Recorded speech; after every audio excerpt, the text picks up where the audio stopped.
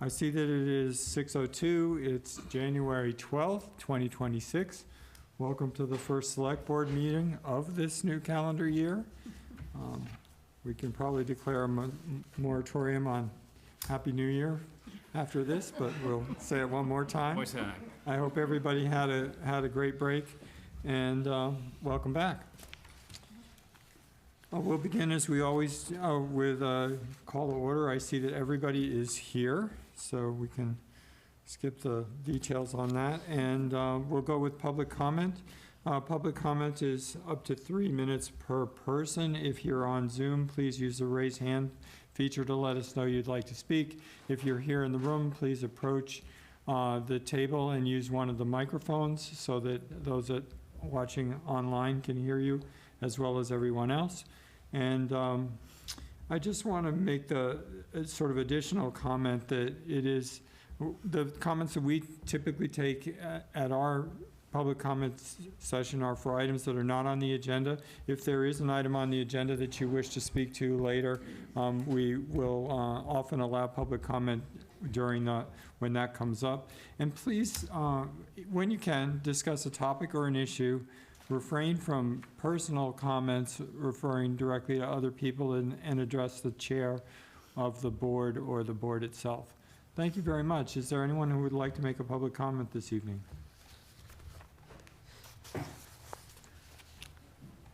Seeing none? Okay. Oh, there, Jody. Okay. Jody, if you can unmute, and we'll give you a moment for that.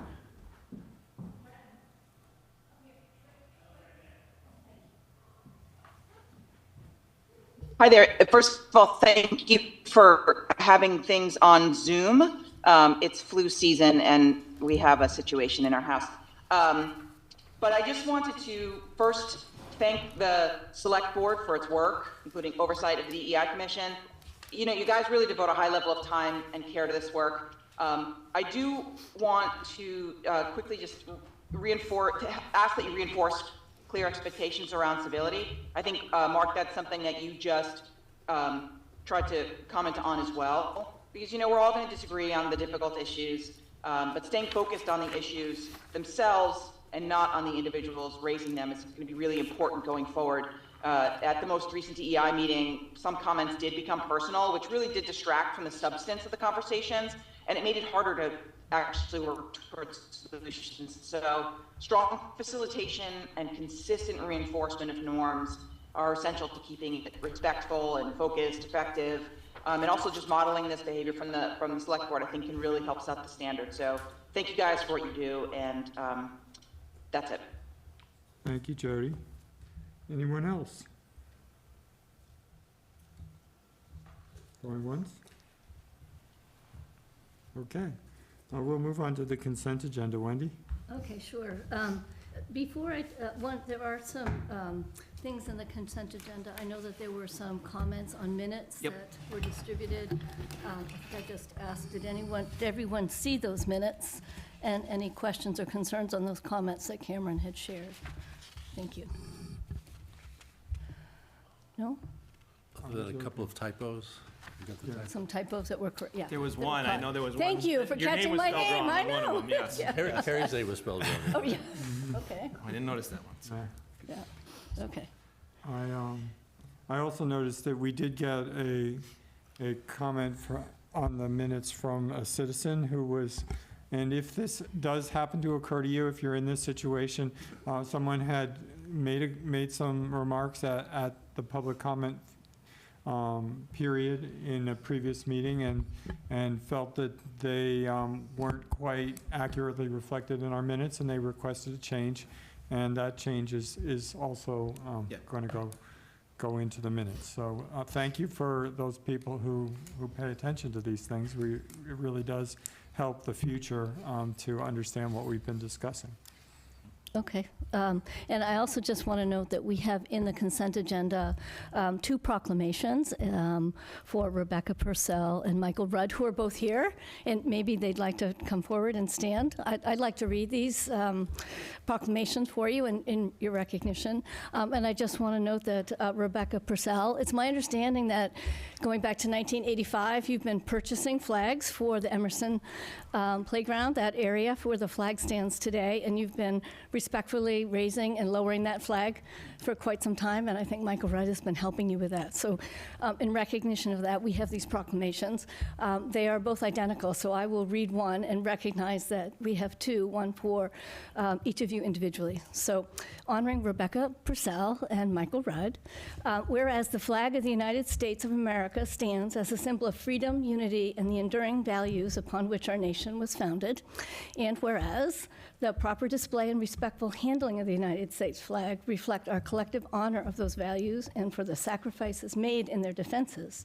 And whereas the thorough and generous purchase and dignified lowering of the United States flag at Emerson Field, a meaningful act of patriotism and respect, has been demonstrated for our community and its traditions. Now, therefore, be it proclaimed that sincere thanks and appreciation are hereby extended for this thoughtful contribution and respectful observation, which reminds all of us the importance of civic pride, remembrance, and national unity. In witness thereof, this proclamation is offered with gratitude and respect, recognizing this act as one of the honors both our flag and the values it represents. Thank you both for your Hear, hear. contribution.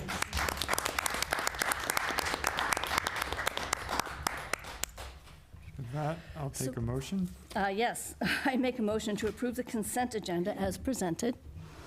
And as, with the, Oh, yes, Yeah, I'm with- sorry, sorry, and with with that, the, with the modifications that have been discussed relative to changes to minutes. Thank you.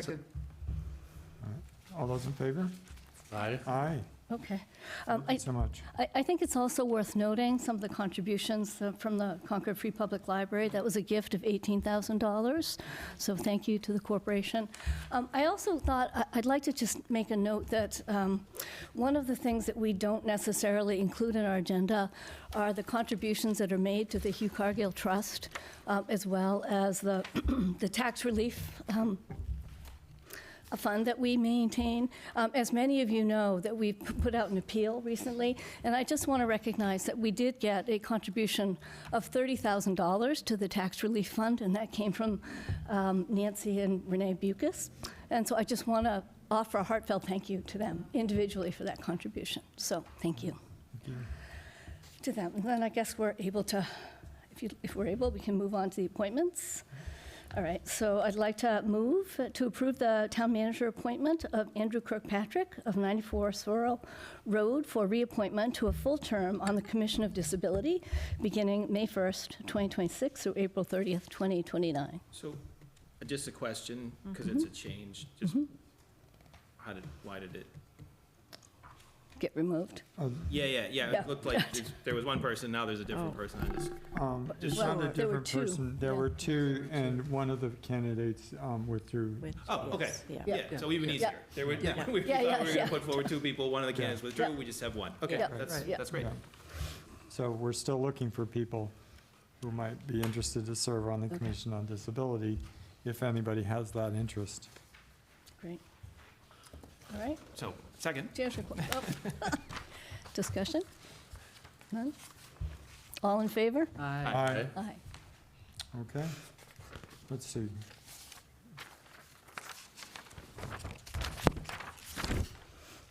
Next, we have the town manager, I'm sorry, we did town manager's appointments. Chair's report. Okay. It's about time for us to begin to review our goal progress. So I was going to suggest that I'm going to take a look at scheduling for our next meeting, which is the 26th, but I wanted to get it into people's minds that we're going to do this. If it looks like that meeting is going to be too crowded, I may push it to the February 9th meeting, but we'll do it in one of the next 2 meetings. I think it'd be a great time if the town manager's ready for to take a look at her progress and us to take a look at our progress on our goals. The reason I'm concerned about timing on the 26th meeting is this is just a reminder. The 26th is the evening of the town caucus. Traditionally, what we do on that evening is begin our meeting at 6 o'clock. We recess for the caucus at 7 o'clock, which usually takes about an hour, and then we come by and try and finish our business and break at a normal time. So that tends to cut into how much business time we have on that particular meeting, which is why I'm going to work with where we are on agenda items, but I just wanted to note that. So Mark, do we have a meeting on February 2nd? February 2nd. We do. I'm sorry, did I say a different? No, the 20, Yeah. the 26th is the one you were 26th is the talking second. about. And then the 26th. second, Right. if we can't meet it, if we Yes. can't talk about it on the 26th, right? Yeah, The goals, we're talking about the goals. I think that's right. Okay, good, good. I just wanted to get my calendar straight. Thank you. Okay. Yeah, Okay, great. Good. I think that's what I had for the chair's report for the moment. what about the town meeting location update? Oh, Oh, okay. yeah. Yeah, so we have decided that, based on the recommendation of the assessment of the police department, that the middle school as a primary location for town Thank you. meeting has insufficient parking, and it would be pretty challenging to put together an appropriate transportation plan to, bus people, for example, in there. It doesn't mean that we might not look at the middle school in the future, particularly if we ever decide that we need a satellite location for a particularly large town meeting. But for this town meeting, we're going ahead with planning at the high school as we normally do. Okay, good. That's right. Thank you for that reminder, because I wasn't actually looking at the agenda. Great. Now, I think we're ready for town manager's report.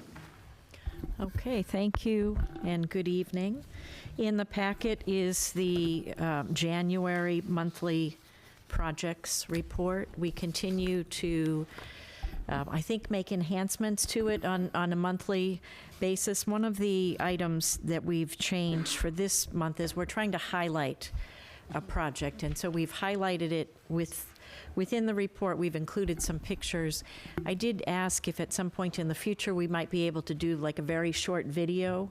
I was thinking in particular with the stair and ramp project at Harvey Wheeler that has been a long time in coming. It's been very impactful for people trying to access that building, and for if we were able to have a video and maybe just have some comments from people about the project, and maybe how they were impacted while the stairs and ramp were in disarray and while they were closed. I thought that might kind of bring it home for some of these projects.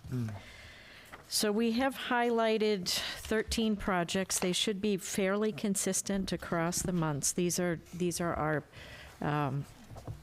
probably our most visible and largest projects. As of this report comes out at the beginning of the month, so it really measures progress at the end of December. So we highlighted 13 projects, but we have 46 active projects that we're also tracking. Just 13 are identified as high priority projects. But of the 46 projects that we're tracking right now, 54% of them are in planning, the planning stage, 20% in the procurement stage, and 26% in the execution stage. These projects they're not necessarily tied to fiscal year 26. Some of these projects cross one or more fiscal years, and that's why at this point in the fiscal year, you don't see more than 50% of the projects in execution.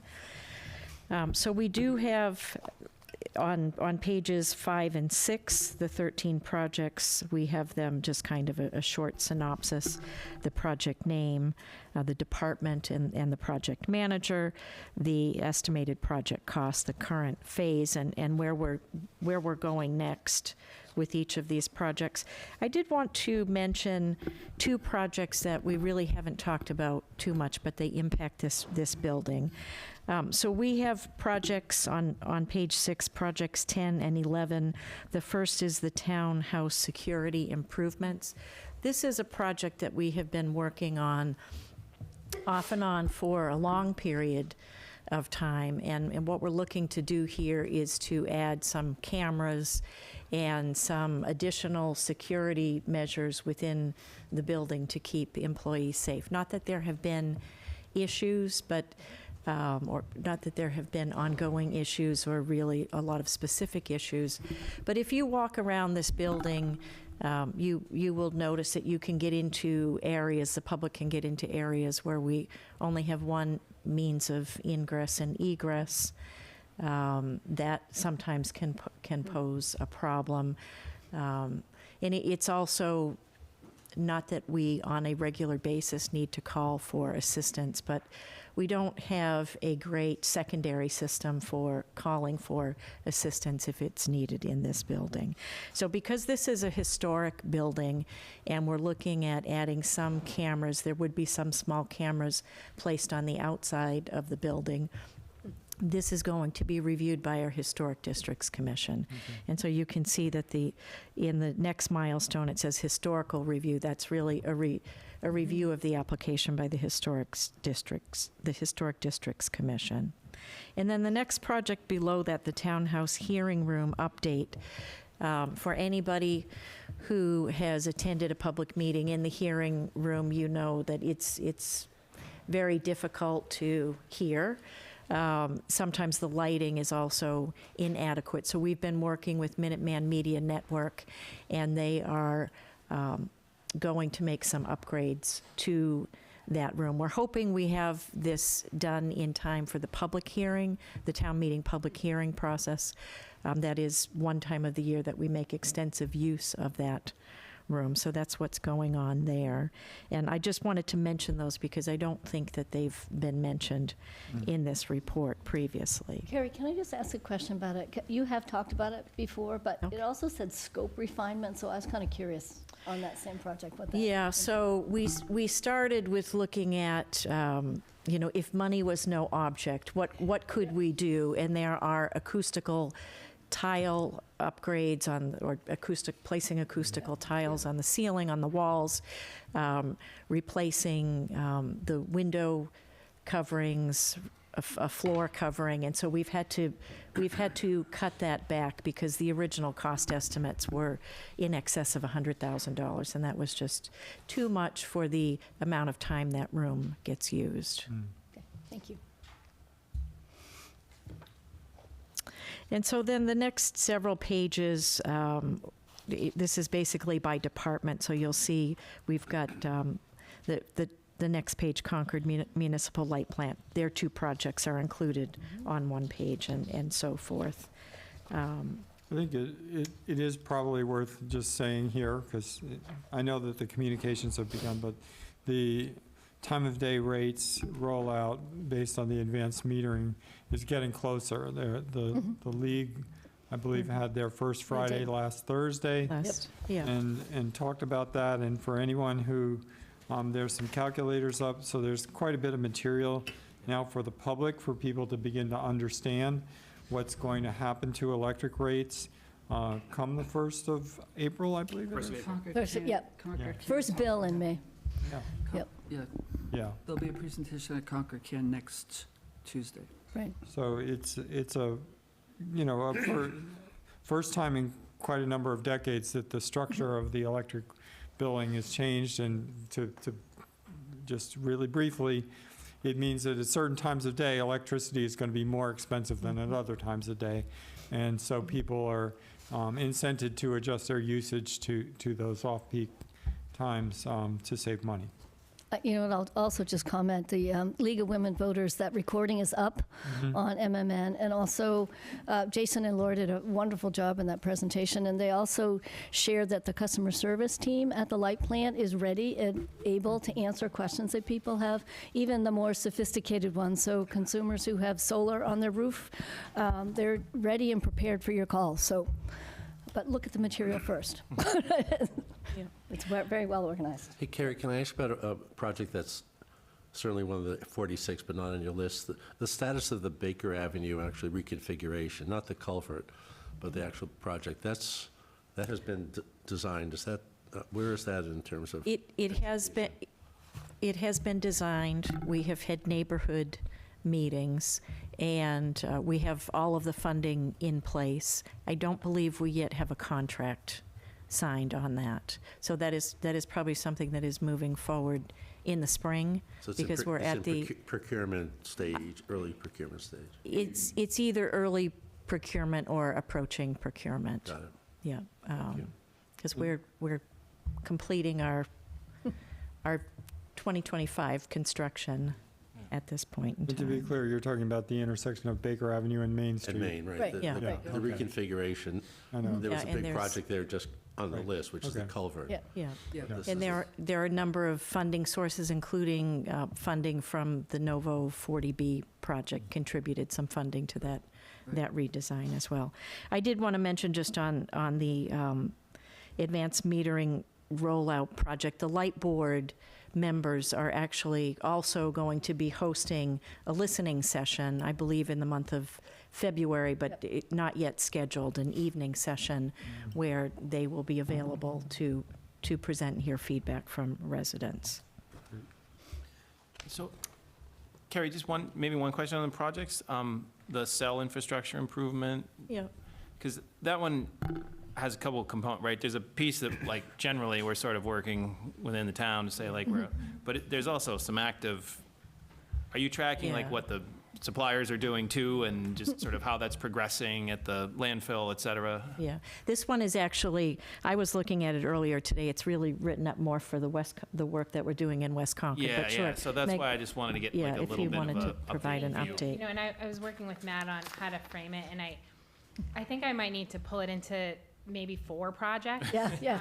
Because it's just not capturing it, but I can briefly run through it if Yeah, if that's that'd be okay. Yeah, super sure. helpful. So, the way we're looking at cell infrastructure improvements is really in 4 different buckets. The first is all related to, select board goals, is the zoning update that will come to town meeting this spring. The planning board and the community development department has been working on that effort, and that is to totally look at our wireless zoning and come to the town meeting with updated zoning language to consider. Then there are the 3 priority areas across town that we have identified as having the weakest service. So the first, of course, is the center. And there are 2 projects that are kind of moving forward in this area. We have a small cell with AT&T effort that the board approved, I think, last summer.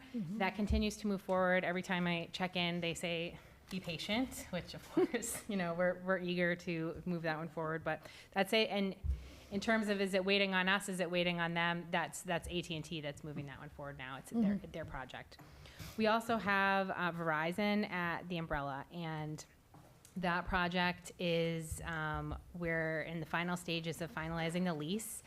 That is a lease between the town and Verizon, but of course, the Umbrella is our primary tenant in the building. So we're working with them and doing site visits, reviewing construction drawings. That has all occurred. And so I'd say in the next week or 2, I'm really trying to incorporate feedback from everyone and then kind of get the final say from our council to make sure that that is complete. So that is the Verizon. Then we are looking at the Route 2, Concord Carlisle High School area, where we have the tower for wireless edge towers. That project continues to move forward. I'd say the most notable update, and I don't know if it made it to the report, is that right around Thanksgiving, their legal counsel for the tower reached out to us to have a meeting with our community development department staff. So they had a conversation about zoning applications, the regulatory process, what they would need to do to move forward, and they received a lot of information about deadlines and what they could expect. And so I know Wendy and I have talked a little bit about once we have dates scheduled for those meetings, how to kind of communicate or to think about communicating with the boards that, as a reminder, this is a priority for the community, and don't be surprised that this is coming. So that's that project. And So then, before, on that one, have Yeah. they been able to gauge the carrier interest in using that? Yeah. yes, there's definitely carrier interest, at least from Verizon, and I think at least one other carrier. So I think when we did the procurement, we did receive a proposal from Verizon as well. They were not the ultimate successful winner, but they have interest in the location and Great. have been in discussion with Wireless Edge. And so the final, I think the fourth location is West Concord. That's the one I've discussed with you all most recently. We are pursuing, looking at a monopole flagpole at Rideout Park. I have had some community conversations with, with this board, with the Recreation Commission. I'm going to the West Concord Advisory Board in February, and I've met with a few different residents. They have, some folks have thought about, would the MBTA parking lot be a good alternative site for cell infrastructure? I don't know if I've mentioned that yet, but, so I'm looking into it. We do own the land, but there are agreements in place with the MBTA about how that parcel can be used, and, there's parking requirements for different things. So that's on my list to, I think it's something worth looking at. So I'm looking into it to see if that's possible. But I'll continue to keep you up to date. As I discussed it the last time I think I came in the fall, our plan is to issue an RFP for the spring. So we're still on target for that. Great, thank you. Very helpful. Any other questions about projects? Did you have more to say? I have a few other updates, Yeah. not necessarily projects, so. Good. Okay, so I wanted to mention that our spring burning season is open now, so we do allow burning from 10 a.m. to 4 p.m., and that is open until May 1st of '26. Our first stormwater utility bills were issued today, so that you will be receiving those in the mail. We have a new episode of Civic Concord, where Deputy Town Manager Megan Zamuto interviewed our library director, Emily Smith. That is currently available. A lot of announcements from the town clerk's office. The 2026 annual town census is available. There's information on the website. Also, some information on elections and town meeting schedule. So as the chair mentioned, the caucus is on January 26th at 7 p.m. There's one position open for moderator, one for select board, one for school committee, and one for housing authority. Some information, I'm looking at the latest issue of Concord Currents. There's some information about voting by mail, a reminder that dog licensing is underway, and we're looking to have dogs licensed without a fee or a late fee by March 31st, 2026. After that, there is a $25 late fee that is applied. I wanted to recognize that in the police department, our Sergeant Keith Harrington was recently promoted to the position of lieutenant. He is taking over for Lieutenant Kevin Monahan that retired in April, so that position has been vacant for quite a long period of time. I know I mentioned at the last meeting that the staff at the COA offered an opportunity for Concord residents to come and spend some time on Christmas Day. This was the first time that we did that. We had 6 residents who registered and came and were able to spend time on Christmas Day with some of the staff. So that was a really nice offering to the community, and people gave up their own time with their own family to be able to do that. So those were the items that I wanted to mention. But again, the Concord Currents issue, the latest issue was just released this afternoon. So there's more information included in that. Thank you. Thank If you. I could just mention, it may be in Concord Currents, I haven't seen it, but the was going to mention it later, but the nominations for Concord Honored Citizens is open. Those are due by January 30th. The application, the forms are on the website of the Public Ceremonies Celebrations Committee. So get the nominations in. Yeah. And the last thing I just want to mention, the report, each time you do this, is really much improved in terms of form and substance. And so I'm a PowerPoint freak, so this is kind of really nice. And we're happy to take feedback, because it probably will take us 12 times to get it to something that everybody feels comfortable with. Mary? Yeah, I have a question. I'm wondering if going forward, we could also have updates on steps we're taking to address some of the issues that were brought up in the 2024 audit. If we could talk about those. Yeah, we can. How we're responding to that, and Yes. a periodic update on that. So at your next meeting on the 26th, that's when we agreed that we would come back with budget. And I should mention that we continue to work on the fiscal 27 budget proposal. We're making very good progress, and we will be meeting the Finance Committee guideline. I mentioned that at the last meeting. But that may be a good opportunity, since we have the finance team coming on the 26th, maybe to Yeah. talk at a high level, with the understanding that the details really, the Audit Advisory Committee will be meeting to review the specific details. Okay. Is that, Yeah, Any other questions? that sounds important.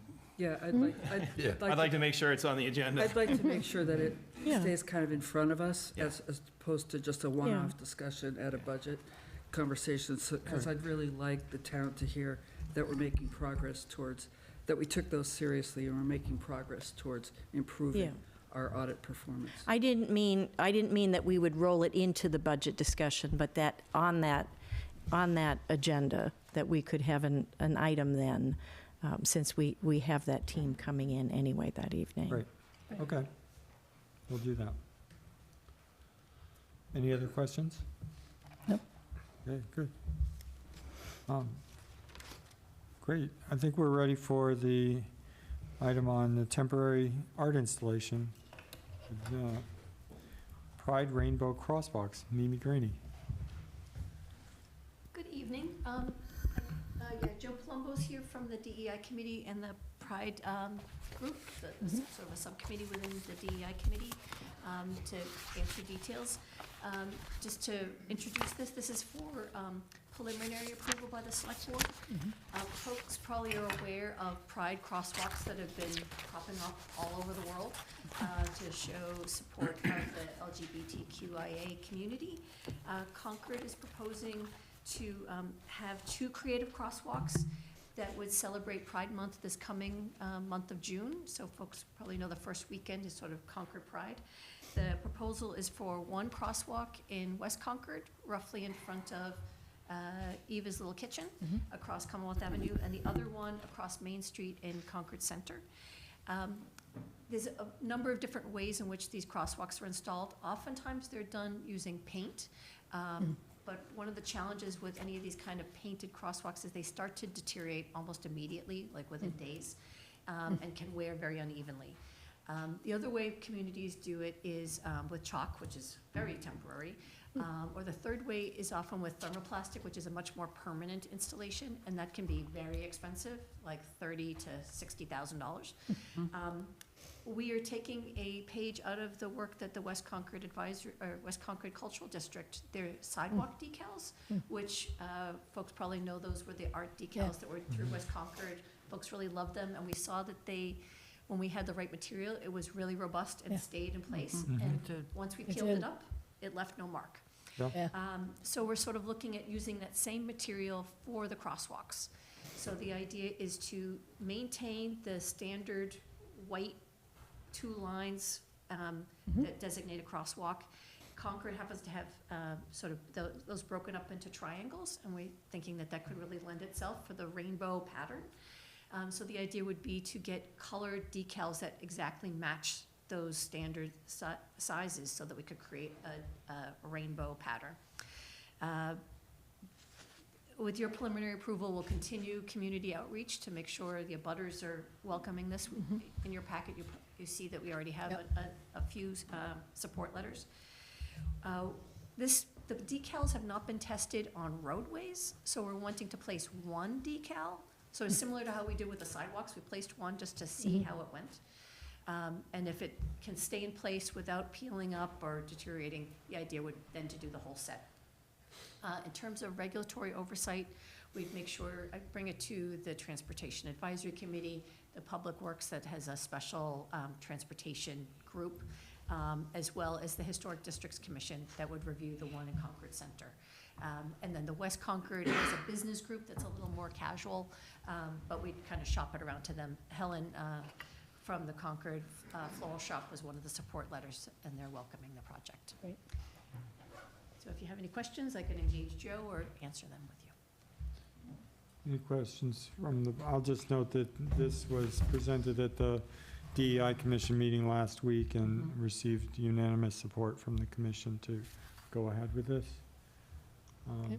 Any other questions? Just terminology, the pavement floor graphics and the decals, that's the same, it's Same the thing, same yeah. thing, That's okay. And technology, yeah. That's the technical term that the Yeah. company uses, What, which. pavement floor graphics, is that, okay, i.e. decals, Yeah. got it. Yeah. Okay. Well, I think it's great, and I appreciate that you're doing both West Concord and Concord, because that's always been a challenge. So So that's this year, great. Pride is going to correspond with Porch Fest. So the Oh. DEI committee is sort of looking at how can it sort of be a rolling event that Pride would end at, I think at 1 o'clock, and then Porch Fest is kind of, they're overlapping by 1 hour. So okay. one of the ideas is that they could kind of have another celebration Yeah, in West Concord yeah. this year. So they'd be on the ground for like 2 months. Or a month? Proposing Well- 1 Yeah, month, it's a month. Month of June. just for That's the all, month of it June. says late Yeah. April. And if the Historic Districts Commission Oh, I see. generally Okay. Yeah. reviews anything that's longer than 48 hours. Mhm. So potentially, it might be as short as 48 hours in Concord Center, as long as a month. Okay, And Got it. it would be a similar thing of how we handled the West Concord decals. Once they start peeling up, we take them out right away. So That's that right, there's okay. not a safety Yeah. issue. great. So they're not Okay. reusable for like a No, second year if you wanted to no, do unfortunately. it the no. next Yeah. year, you gotta get the money and Well, it's all, do them. and it's all fundraising, it's not town funds being used here. Right, yeah. That's the- understood, the- yeah, The group will be fundraising Yeah. with sponsorships. yeah. Great, I think that's a good Appreciate it. idea. Yeah, I mean, Really good. very creative. Yeah. Yeah, it's a good Absolutely. idea, very Just, welcoming. For reference, the other decals that we've been putting down, how long have we been? It lasted about 5 or 6 months. We had 2 different versions. There was Yeah. one that was specifically for the poetry phone, and then there was another set, but the company did the wrong material, so those had to come up. And we redid with the bright material, and they would have stayed up but for the snow came and we took them up. Yeah, no, I'm just trying, that's helpful. Just trying to, so like, other decals that we've done, just for reference, like, because we're talking about putting this in for a month. Other ones we've done have actually been on, have stayed for longer periods of Several time. months. Yeah, there were multiple okay. months. Yeah, the But difference it was is, a that- different setting. Yeah. yeah, they've been on the sidewalk. Sidewalk. This will be the first time we tried it in the road, Yeah, where obviously Yeah, tires there's the are practical reality of just how long, yeah, long, Yeah. something Yeah. can Yeah. last Yeah, in the yeah. road, Yeah. yeah, it's Right. just also trying to get a frame of reference of how we've done some other projects, so. Are the pictures of crosswalks in your handout, are these using the same decals? or- So They look none of like those were paint. decals. They were either with thermoplastic or with paint. Yeah.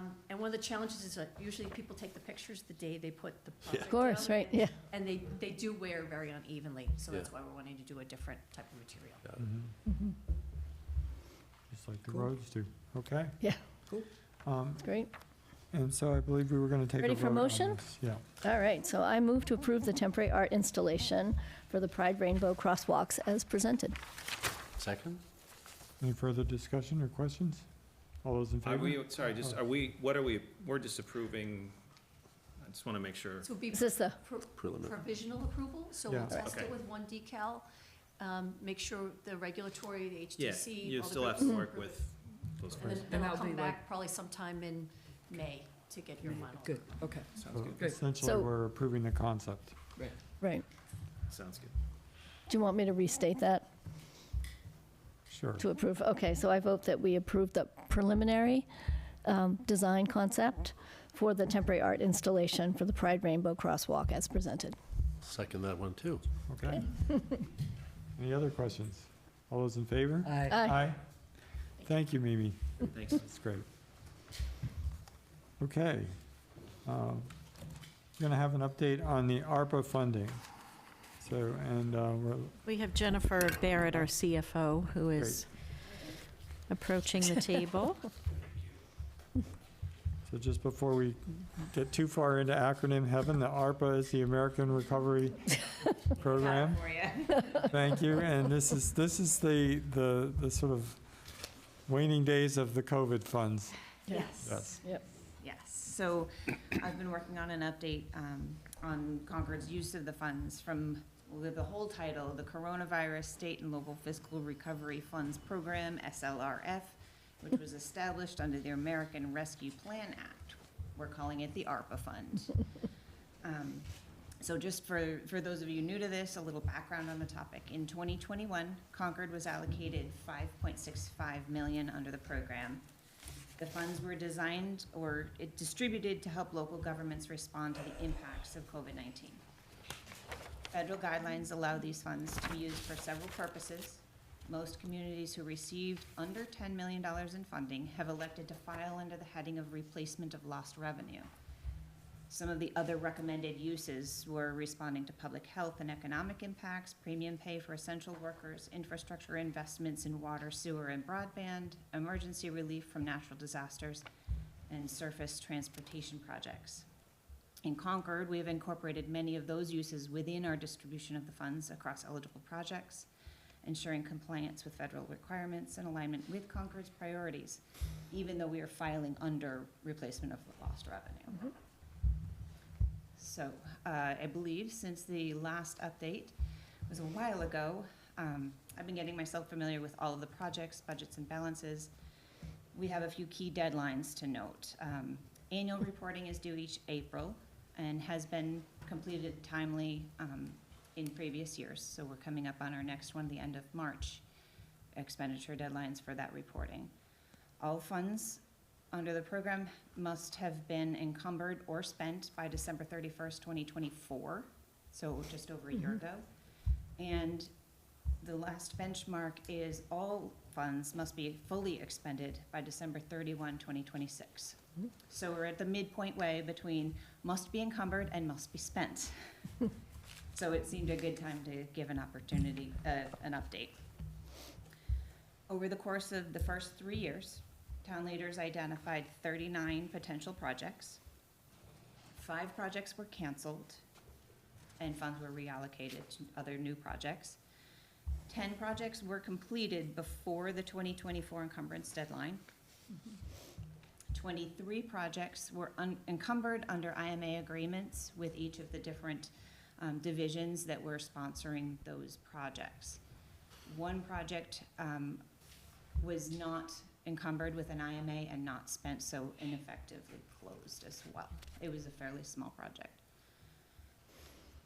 Financial. So, sorry, just to make sure that just to follow this, the 23 projects were given the total 5.65 million? No, 39 projects. 39 were given the -5, total. actually -1 were given. It's okay, so 39 projects were given the 5.65. Right, in essence, though, spending under 33 projects. Yeah. 10 were completed, 23 were encumbered. Got it. Okay, but the ones that were completed was okay to use money from this fund? Yes, Okay, Yep. got it. Yes. All right, so there's 33 that Yes. ultimately got money yes. assigned to them. Got it, thank you. So a year ago, we created these, you're using the acronym IMA, which I forget the term for. Municipal agreements. Yes, right, so we had to put those agreements in place to use those funds, but you're reporting that one of these did not get an IMA. So did we Not that I could lose, find. so no. did we lose those allocated funds then from the So- bigger picture here? So in the, well, give me just a You can keep going if few you're gonna seconds, cover and it. then I Yeah, think that might sure. get answered. Okay. So the total allocation of 5.6 million, spent to date under the total of those 33 projects, not all of them have had actual spending, was about $2.3 million, about 40% of the funds have been spent. We have open purchase orders for just under $1 million at 956.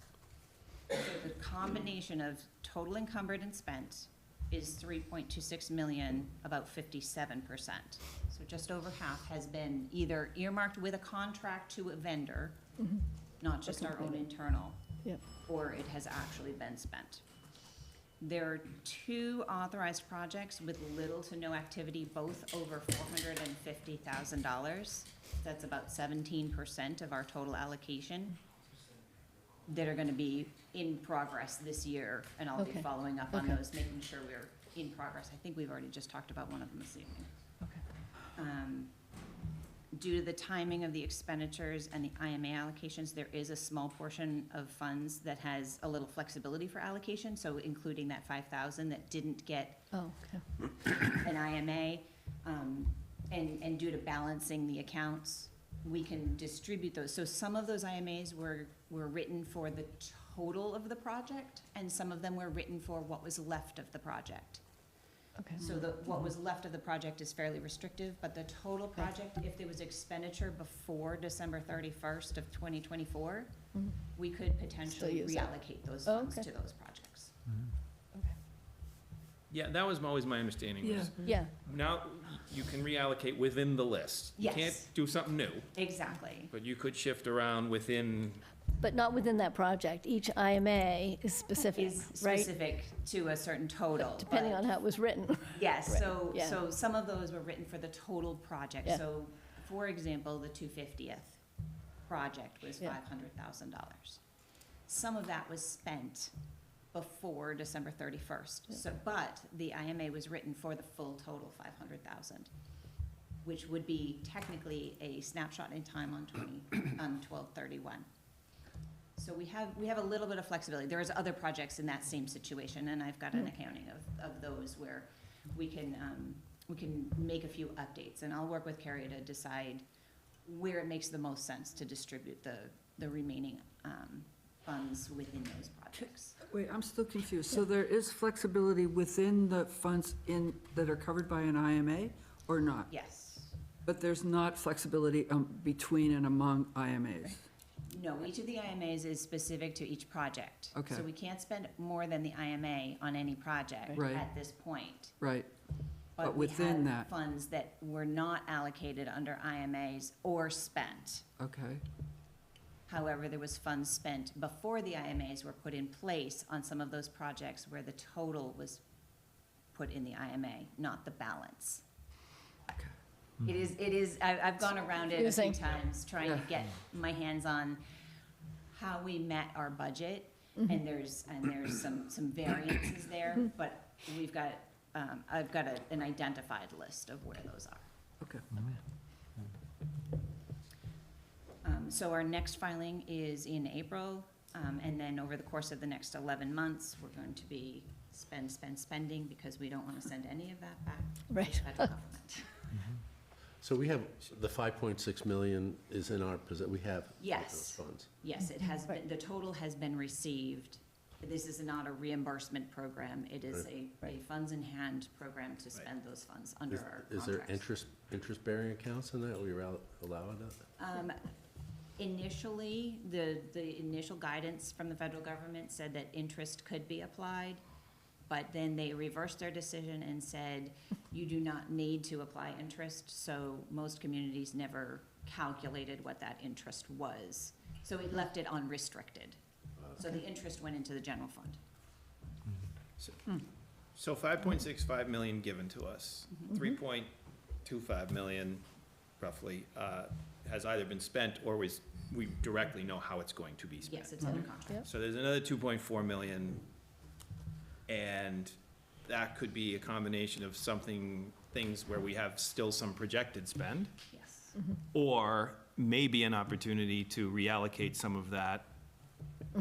I don't want to get into the, like, you- That within the reallocation mechanics of how you would is reallocate. almost immaterial to the total. Yeah, but do we think we're on sort of track to spend the remaining 2.4? Or are there some, like, hey, we're not gonna spend it in some areas, so is there opportunity to kind of spend more differently in some other places? I think we need to stay on track where it's been allocated. Right.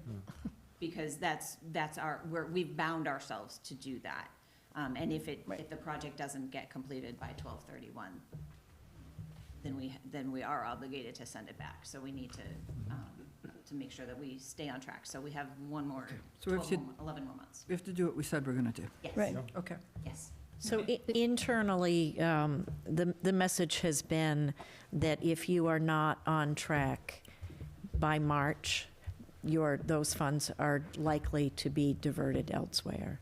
Because, some of these projects, some are related to construction, so there's a timetable associated with, we can't just wait until September.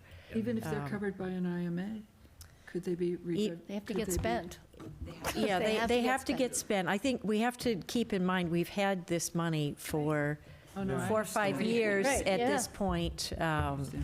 And so I think the largest, Jennifer, I don't know, like with the stormwater project, is that included in the encumbered and spent bucket yet? The majority of it's included in the encumbered and spent. There is a portion of that particular fund that we used as a transfer, so it is technically encumbered. It's encumbered, so it's part of that 3.2. So the whole total isn't included in that encumbered. You could consider another 350,000. Yeah. Additional technically encumbered for stormwater. Included in the report that Jennifer put together, but I don't think she mentioned it, the project requests are between $10,000 and $1 million. So they're just all over Yeah.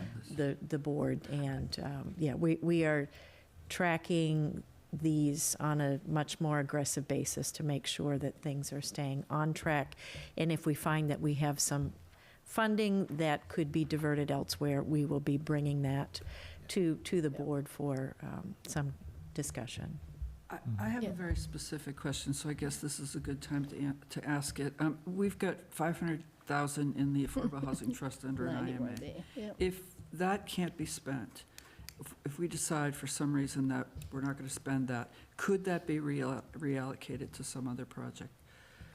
At this point, no, but I believe we The housing. could potentially transfer it to the trust as a dollar total. It's with the trust. I think it's But been under ARPA. transferred. Yeah, so Yeah. that's not included, so that's included in my unspent funds. But Okay. that one, The physical transfer hasn't been actually made. But it could be reallocated within the trust? Yes. Thank you. as long as it wasn't specifically 91B, which I thought it was. So when we talked about this a year ago, it was described as being intended for That's what that. So if it was, if the IMA was written for 91B, and we don't pursue that, then we have an issue. Correct, I'm assuming. That's where you're going, Mary? That's where I'm going. Right, so, yeah, So I'm hearing different things. So the point is that Depends how it was IMA is written. being closely reviewed to make Right. sure that we are on track to follow through on the IMAs that have been put in place. Because at this stage of the game, they have to be considered the only game in town. So if we Right. can't execute the IMA the way it's written, then we're looking at giving the money back. Okay. although, you know what, I'm looking at last year's report from a year ago, and it does say contribution to Concord Municipal Affordable Housing Trust. Yeah. The title, not the word said 91B, There's but the two. title. Oh, There's there's two. two. Well, this is the one for this is the one for Housing 500. Trust, and then Yep. there was another 500 to the 91B. Yeah, there was Oh, okay, so there's two we have to worry about. Yeah. Okay. So it sounds I'm not like, worried about the first one, I'm only worried about the second one. Okay, okay, okay, good, thanks. So it sounds like you're still digging in the details, so maybe the March timeframe, when you're ready to make your state report, we could get another update Mhm. on the actual list of projects and what needs to be Yeah. spent. Great. Yeah, I'm particularly interested in seeing the list of Projects. unexpended funds on. Yeah, what's Yep. sort of at risk? Under Yes, agreement. what's Right, at, what's at right. risk and what could be reallocated, yeah. Right, Yes. That would be most important, I think. right. Yep, and we'll come to you with a recommendation of that Yep. reallocation at Great. that time. Great. This was a good summary that was put together a year ago. It was by project, what was approved, what was expended, and what was transferred. Yeah. This is from a year ago. It was a year ago. No, that's, we had been providing them on a Yeah, quarterly regular basis, and Couple different have not spreadsheets. done that, yeah. Yeah, I'll find it. And I've taken all the materials I can find Sure. on our files and Yeah. tried to distill it down, and Mhm. this is a snapshot of my Yeah. spreadsheet, which is actually about this big. Yeah, probably, yeah. well, Great. this is very helpful. Yeah, Um, All right. Yeah, Thank you. great. Thank you. thank you, Jennifer. Okay, we're going to hear next from Town Clerk, Kari Dari. Hi, Hello. Hello. about bylaw codification. Yes, that's what I'm here for. I'm here to ask that you form a bylaw recodification committee. This is something that is, according to the charter, it should be done every 10 years to review the town's governing documents, particularly the bylaws. But I'd also like to introduce the idea of a formal codification of the town's governing documents. In the last iteration, which, this is in draft form, it's an amazing document because it has historical context for the town's governing documents, but it is nearly impossible to maintain. This was created by a 3-member committee in 2005.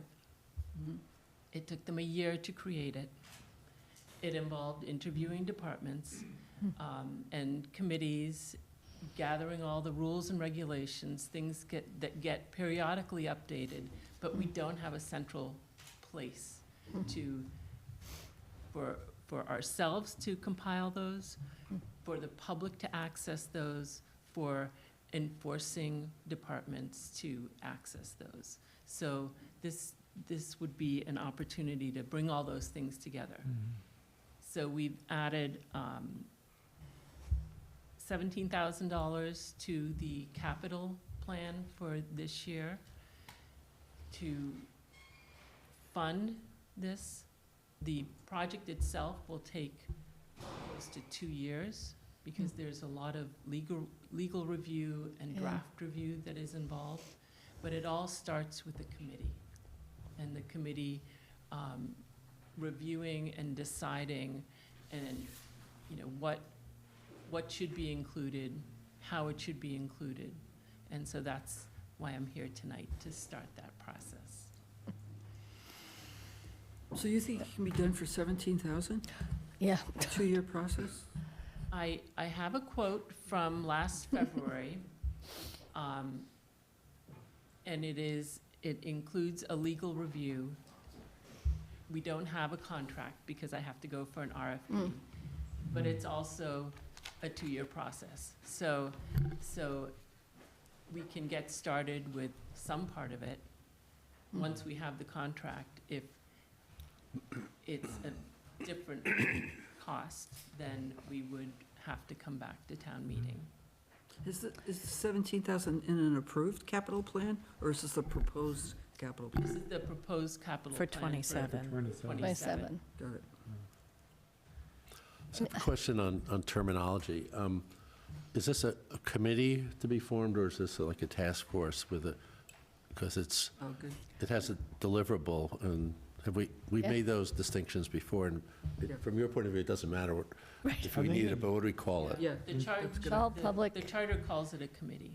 Yeah. Yeah, in 2004, I think all we did was committees, but, But its work is kind of yeah. done It's a after working 2 group or years. something, Yeah. yes. Yeah. Doesn't matter what we So call it's it. Sunsets, yes. No, No, but I Still- think I think our it has to be a current, formally structured. right, and it's Yeah, we open would- meeting we law would have to- compliance. Just have it- We'd Well, it have is, to working charge groups and task forces are formally structured Yeah, Right. yeah. and appointed. yeah, and Yeah, I that's all. think if we followed what we've been doing lately, when we charge something that is finite with a specific deliverable like this, we usually call it a working group or a task force, Right. rather than a Right. committee, just for that distinction, but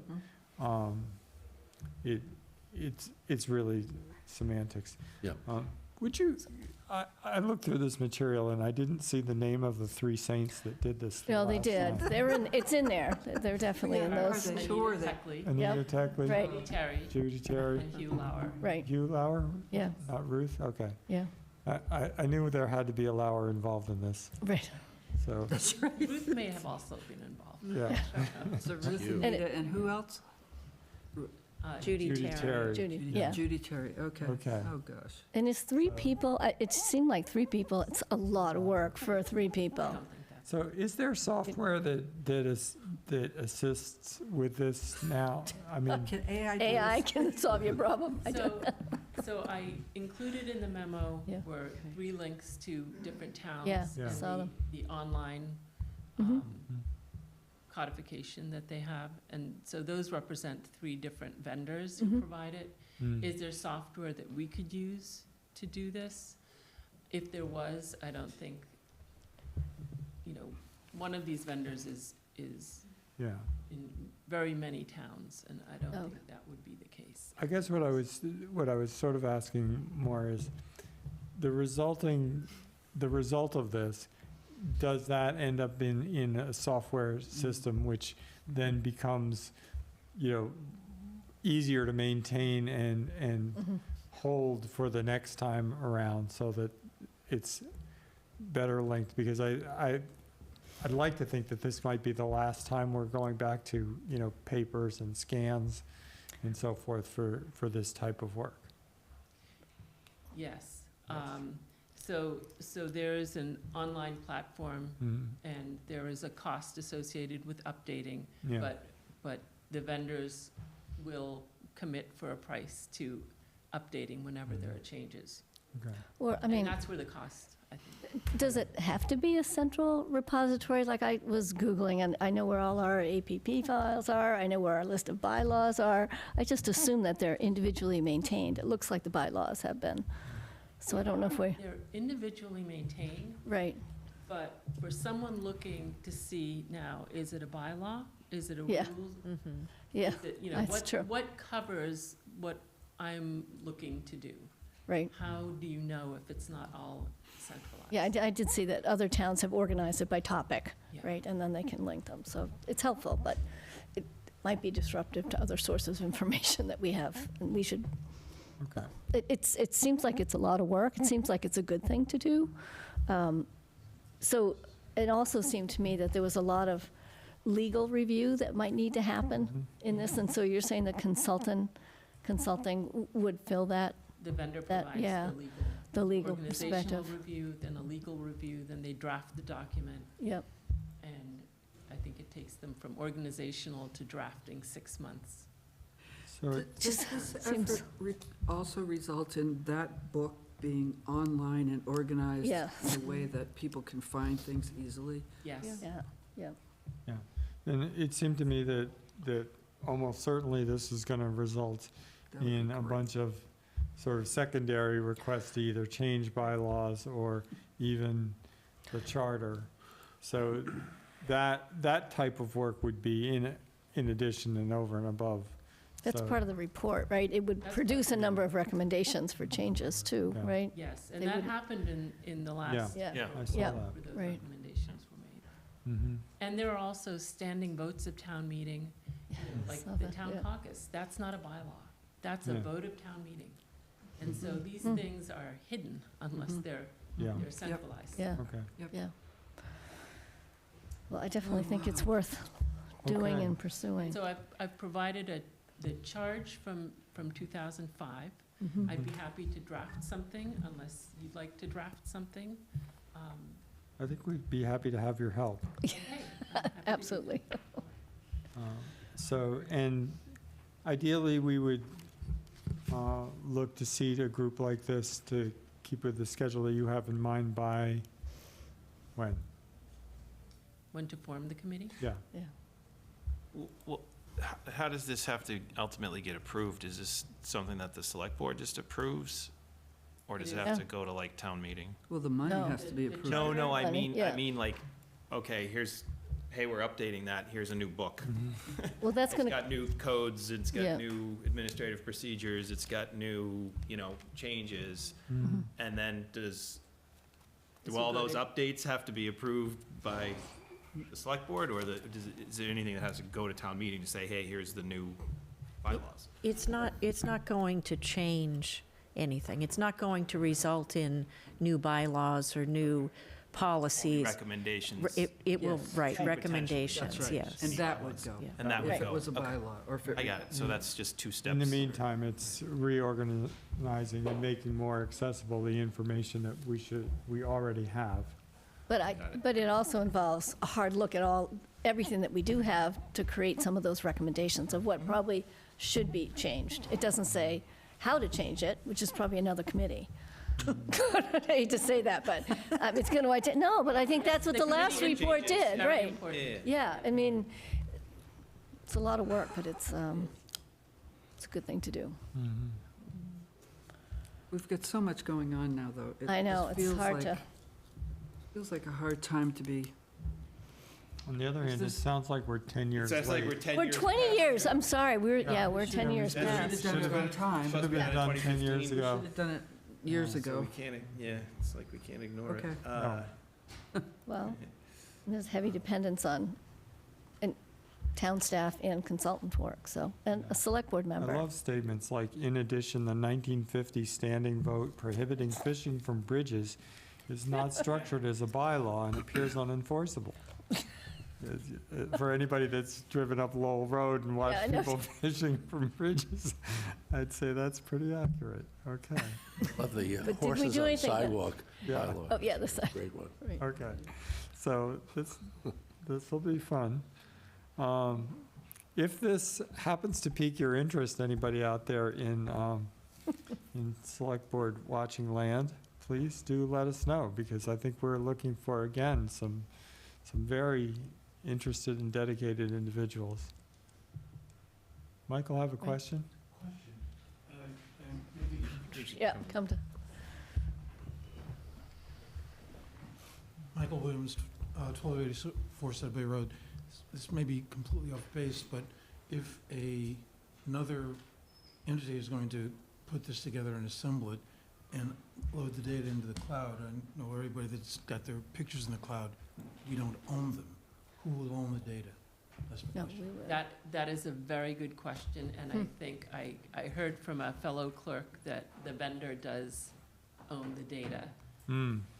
because of how it's formatted.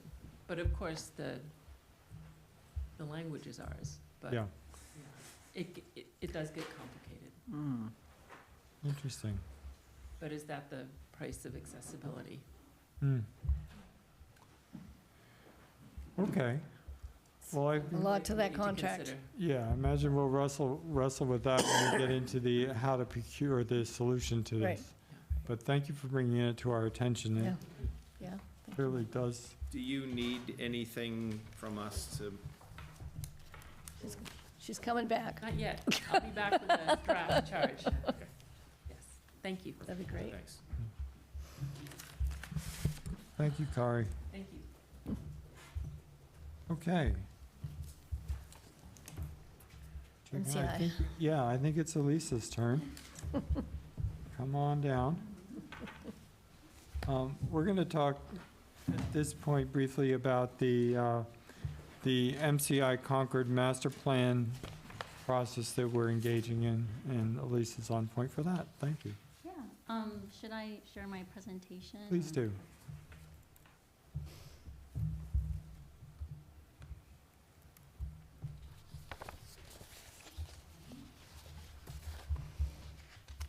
Come up there, okay, great.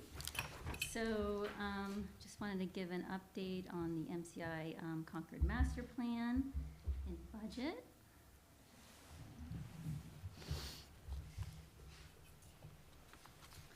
So just to kind of recap, the MCI Vision Report was completed in summer 2025.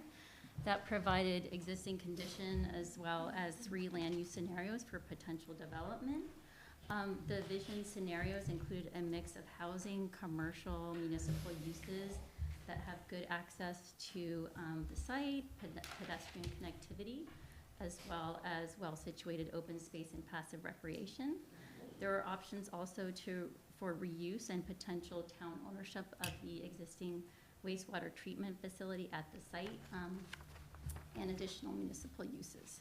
So we have been developing a master plan scope of work, and I just have some of the items here. This is a RFP that we are developing to contract with a consultant team to help us develop a master plan for the site. And here are some of the scope items that we're working on. This is really going to help us to move the MCI vision forward, the baseline that was set out in the vision report, take a deeper dive into the site and come up with a workable plan for the site that really builds on the visioning work that was completed.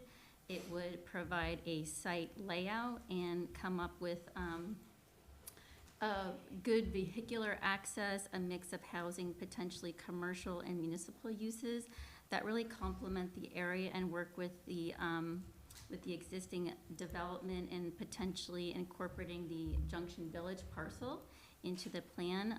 That is a parcel that is owned by the Concord Housing Development Corporation. And it will also include considerations for the wastewater treatment plant and potentially public works needs for municipal uses. So the plan and rezoning would include community and stakeholder engagement, including up to 5 public meetings, a review for best practices from comparable redevelopments in the region. It would include a master plan draft, market feasibility and a fiscal impact assessment, an evaluation of any work completed for other municipal properties, potentially redevelopment of other municipal properties as part of the evaluation and background for the master plan. And it would also include a framework for phased development of the site, a final master plan, and finally proposed zoning for the site that could help to realize the master plan vision. And so this is just kind of outlining some of the deliverables that would be part of this contract. So a public outreach and engagement plan, a draft illustrative plan, a framework plan for phasing with phasing guidance, and then a final planning package which would include the plan, framework plan and phasing, as well as draft and final zoning and zoning map. It would include a market feasibility and fiscal impact memo, an analysis of potential redevelopment of other municipal properties that would help to provide background, potentially in other housing developments that could occur in the town. And then we also include a draft request for proposals for development for consideration for DCAM when they go out to request proposals from developers, as well as a draft presentation to developers. And So can I just ask a question on that? So is this intended to give us one recommended option? Mhm. Or, hey, here's a range of options, or, here's an option that could go plus or minus some, I'm just, yeah, so how do we envision that? Yeah, so I think that we would want to have a master plan that would incorporate enough flexibility into it that we wouldn't necessarily have to have different master plans for the same site. We would want to come up with a master plan for the site that might have flexibility so that depending on how we zone, that it would incorporate that flexibility into the plan. So we wouldn't have multiple master plans for the site. Got it. So one plan with some, Yeah, with some With some optionality. yeah, Yeah. got it. All right, that's very helpful, thank you. Depending on what approach we take to the zoning too, the zoning could be what the structures might look like, but not exactly what's in them. Right, exactly. If we Is- go with a Yeah. form base code. So, this is just sort of outlining what we anticipate the timeline to be. We're still working on finalizing the RFP, so depending on when that goes out, that, it needs at least a month to kind of make sure we garner enough proposals to consider. So that RFP process will probably conclude likely in March, and we would plan hopefully to kick off with a consultant in March as well. And then the master planning process would take approximately 6 months. So that is targeting September 2026 for a draft master plan, with the master plan and proposed rezoning package targeted for November.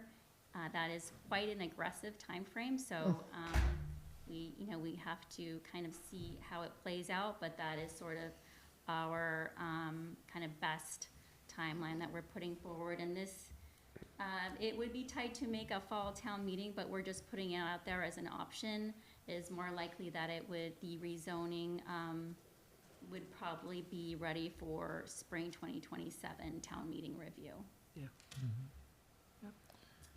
And then here is just an outline of the funding that's currently available for the master plan and rezoning. There is $250,000 from a state earmark that is dedicated for MCI Concord. And we are finalizing a contract with the state to spend those funds by June 30th.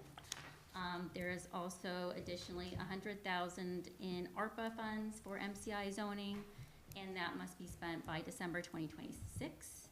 And then additionally, there is $250,000 that was appropriated at town meeting in 2025 for planning and zoning for MCI Concord, which brings the total available for this work to $600,000.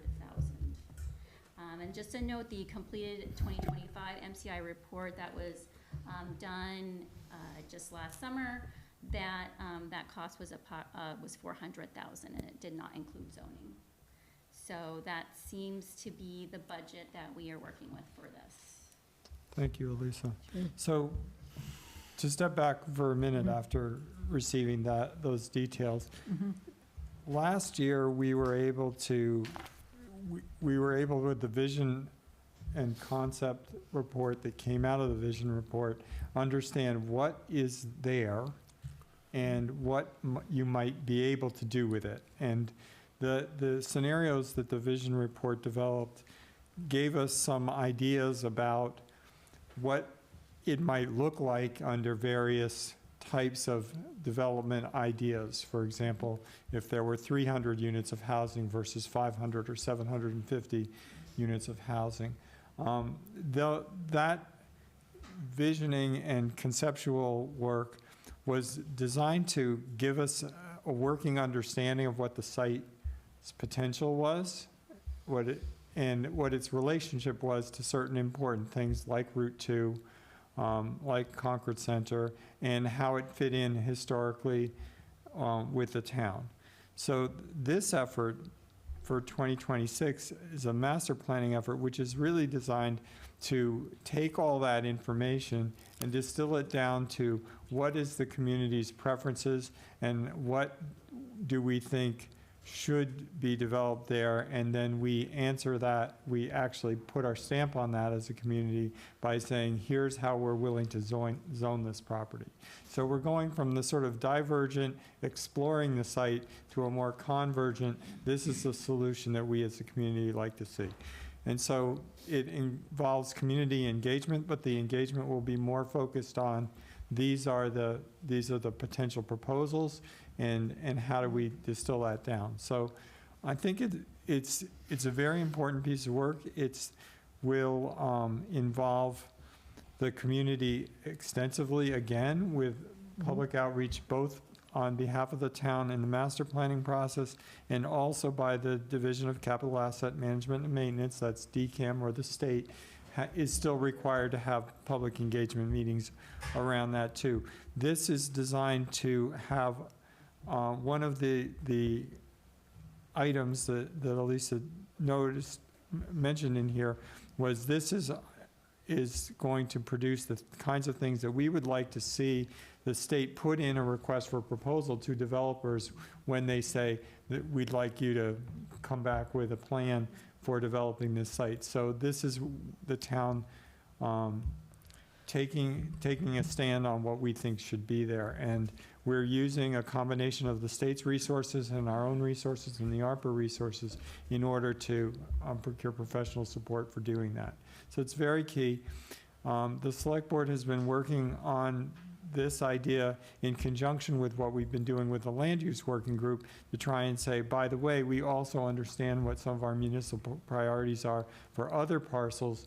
And one of the reasons why we've proposed that we lead the master plan as opposed to the state trying to master plan their own lot is because we think that when we do that, we can bring into that solution set things like town-owned property that we already own, like Junction Village, which is right next to MCI anyway.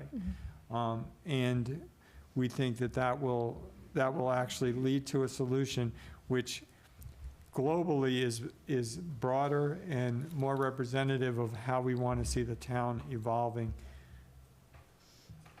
in general. Okay. Any other questions from the board? Can I just ask for one clarification in this? And you mentioned it, Mark, I just want to clarify that the items here and the deliverables, the draft request for proposal and the presentation of developers, are you saying that we wouldn't do the full RFP because that's DCAM, or are we basically giving them requirements that they would put in their RFP? So the RFP to a developer will always go from the owner of the property Right, which is DCAM. to the right. potential developer, which is the state. But Right. yes, you're correct. So it's the requirements. The idea would be that we would say these are the things that we would like the Okay, state good. to put into its RFP. Just a reminder, because this was well over a year ago, when the state first had their outreach meeting, they indicated that their preference for an RFP cycle would be they would put an RFP out on the street, developers would respond, the state would select someone that they thought was responsive to that, and they would enter into an agreement that was conditional upon receiving permits from the town. Yeah. So that presumes we've already zoned it, they go out for an RFP to develop it, but then they don't actually do a transfer with the winning Right. bidder for that RFP until they've also secured permits from the town. So presumably, Okay. that gives us yet another point of Review. influence Yeah. to make sure that what is really being proposed when it is going to be developed is actually something that A, we're willing to permit in the first place, and hopefully is consistent with what we Yep. want. Yep. So it's not the last word on the subject, but it is Right. an important bit of input. Yeah.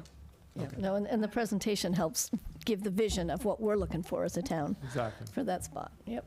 Mary? I have a question about the timeline here, and I know that part of the work that we want to do is to coordinate with Mass DOT, Yes. and I know that they don't sometimes work as fast as we're hoping.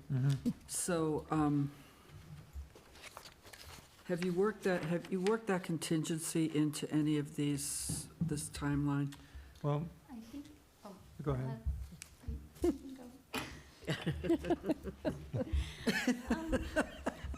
well, we were building in meetings with MassDOT, so the town and DCAM and MassDOT have quarterly meetings, and so we're building that in.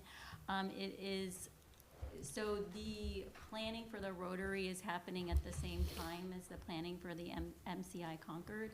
And so our thought is if we have a plan for MCI Concord, that the Rotary would, MassDOT would be able to take that into account and be able to plan accordingly, and that there is enough room in the schedule for MassDOT to make adjustments depending on the master I see the strategy, okay. Yeah.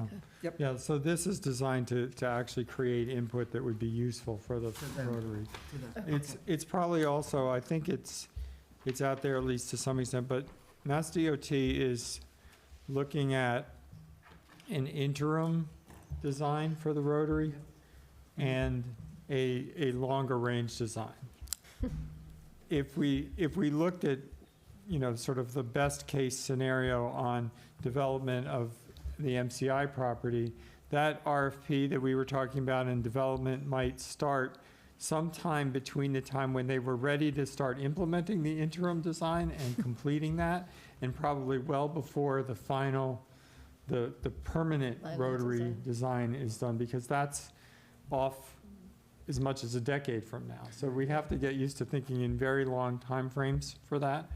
I think it's in our interest, and certainly I know the state is interested in, not having MCI Concord sit around for a decade waiting for the rotary to be redesigned before something actually starts to happen there. So that's going to be a very long conversation with Mass DOT is the point. Okay, thank you. Then I guess the other question I would have around public engagement, from the timeline perspective, you're going to be, the tail end is the summer, right? So we're going to have a lot of people not in town. So is that considered in here? And do we front load some of that engagement, or what are your thoughts on that? I think that we probably want to have at least a couple of public meetings before the end of June, Yeah. and then, maybe one in the summer and a couple Yeah. in the fall. Maybe that kind of rounds it out, but yeah, that's why it's a little tricky to have a Yeah. full town meeting. Right, right. Just, we want to make sure we have enough public engagement and Right. people have enough input in the process so that it is in a good shape for review for a rezoning. Yeah, So- good, good. So this is likely to move quickly, but I will say not as quickly as the visioning process moved. Right. Because we do have a bit more window built in, partially because we do have those 3 buckets of spending that we can use. So we can get it launched and go at a little bit more deliberate pace, I think, which is also very helpful. A lot of the spending runs out, though, at the end of the year, right? Which will lead us into our next conversation about Right. whether or not we Okay, should great. be providing resources for this in the FY '27 budget. Good. Yeah. Yep. Okay. Thank you, Elisa. Thanks. Thank you. Lisa. Okay. Let's see. Warrant articles. Yes. Good segue. You planned well. It is warrant article time. I was going to, and let me just quickly, Can we move this? Yeah. MOU? we could, I have everybody's it here? scheduled for 7:45. Let me just check. Is everybody here for that's expected to be here for the memorandum of understanding on the Maisie O'Donnell Dryland Training Room? Yes. Okay. Oh. Mina's And here. Mina's ready? Yeah, Mina Lewis Okay. here, the O'Donnell. All right, great. Well, if it's okay with the board, I'd like to move to that and because I think the next couple of discussions are gonna take us a little while anyway. Okay, so we'll take up item 13 now. And I believe that Mina Macarius, our town council, Christoph O'Donnell, and Henry Dane are going to be here for the discussion. So what we have here is the memorandum of understanding, which is essentially an operating agreement between the town and CC Pools for the construction of this dive training facility. And was Mina going to go first? Is that where we're starting? Yes. Yeah. Good evening, everyone. I'm happy to go first, although I want to thank Mr. Dane, who's here, who did a lot of the drafting as well, and Sandy Smith and the team on the Maisie O'Donnell side. The memorandum is relatively straightforward. It governs a process by which the donors and CC Pools would take on the work to design and construct the facility, including all of the management of it. There will be some coordination with the school department and the town for that process, but effectively it would be a privately run and privately funded project happening at the next door to the BD Center. Once it's operational, the expectation is that it would be maintained and funded using the fees paid for the dive center. And, in general, it's been a very straightforward cooperative process. It's a straightforward cooperative memorandum, and that's really it on my end. Okay. So, I'd like to introduce, though, Christoph O'Donnell and Betsy O'Donnell, who are Hi. the real forces behind this effort. And it has special meaning to them, and it has special meaning to the community. And it's really something that we can do to take constructive action in order to make the world a better place, which is always an effort to do it. The model for this is the model that we use to build the Beatty Center, which is a nonprofit corporation that I actually set up about 25 years ago to have the Beatty Center built by a nonprofit corporation with its own board of directors, raised its own money, hired its own architects, hired its own contractors, built a really wonderful facility for the town that we had needed for generations. And then was turned over to the town, who now owns and operates it. And that's a very successful model. I thought of it as being such a valuable model that I saved all the documents from it. Reuse. And pretty much all we have to do is change some of the names. And the memorandum of understanding just is the formula for this. It just says what we're gonna do, says how we're gonna do it, and makes it clear that it is being done all with private money, private effort, and therefore is more or less exempt from all of the regulations, the red tape, and the expenses that go along, and delay that go along with public construction. We can get it done faster, better, and cheaper, and why not do it?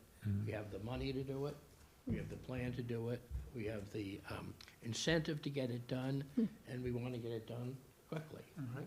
So what we need from you is your continuing approval of this memorandum of understanding that we have drafted in concert with town council and with the town manager. And it includes, I think, all of the elements that everybody thinks at this point are necessary. Great. Henry, can I ask just one question? Is this pretty much the same MOU with just some minor changes to it? Yes, it is. Because it looked very much the same, yeah. Yeah, because Obviously, that yeah. one started with a memorandum of understanding. Right, yeah. That involved the nonprofit corporation, the town, and the regional school district. Right. Which is the owner of Yeah. the real estate. Right, right. That actually is now subject to a lease Yep. to the town. How is fundraising going? It's good. We have the funds to proceed, and we'd like to get going quickly. I think our timeline is we'd like to have the center sort of mostly functional, or at least close to functional, by the next dive season. That's really ambitious, but that's the goal. So we're already in the planning phase in terms of getting contracts in order and getting estimates, et cetera. So Great. So as soon as we really get your blessing on this, and we want to start applying for permits. Yep. We need to go Yep. through the regular permitting process that involves anything that's being done on this site. And those are things that we did for the Beatty Center. We had Yep. to do those, and we're gonna have to do those again. And we made it very clear in the agreement that the fact that we have your blessing on this project does not mean that we get a fast track on the permits, although I hope we do. Got it. Okay. Well, we look forward to moving this project forward. Yes. So, Any other questions? no? All right. No, Are you just ready? thank you to everybody who's yeah. involved. This is, it's a magnificent idea. All right. Open, weekend of Thanksgiving, that's a very realistic timeframe we're told, which will invite Yes. Well, Yeah. yeah, it's great. It's nice to have a target. Great. All right, so I would like to make a motion. I move to approve the memorandum of understanding for the Maisie O'Donnell Dryland Training Center room at the Beatty Center. Do I hear a second? Second. Any other questions or comments? No, you know what my rule is, when you get what I came for, get up Leave. as soon as you can. We haven't voted it yet. Let's vote Haven't on done it it. yet. Voted. Okay. All those in favor? Aye. Thank you so much. Thank you. Thank you.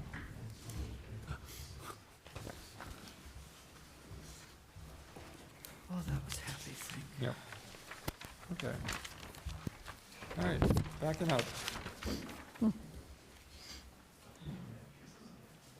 Okay. Oh, town meeting warrant. Town meeting Yeah, warrants. so the next thing that I wanted to cover is, and we did talk about this some at the last meeting, was what town, we're in the period, and I meant to mention this earlier, but the town meeting warrant is open, and it's open until the 23rd at noon, I believe. Yes. And so this is the only meeting that we have that's actually currently scheduled during the period of time when the warrant is open.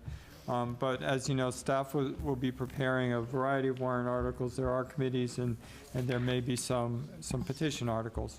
And so we had mentioned a few that were on the radar last time. And I wanted to return to those and also bring up, following up on the report that we just heard from Elisa about the master plan, the fact that it is quite conceivable that the funding that we have available to us for the, for MCI planning may also need to be augmented or added to do further planning or design work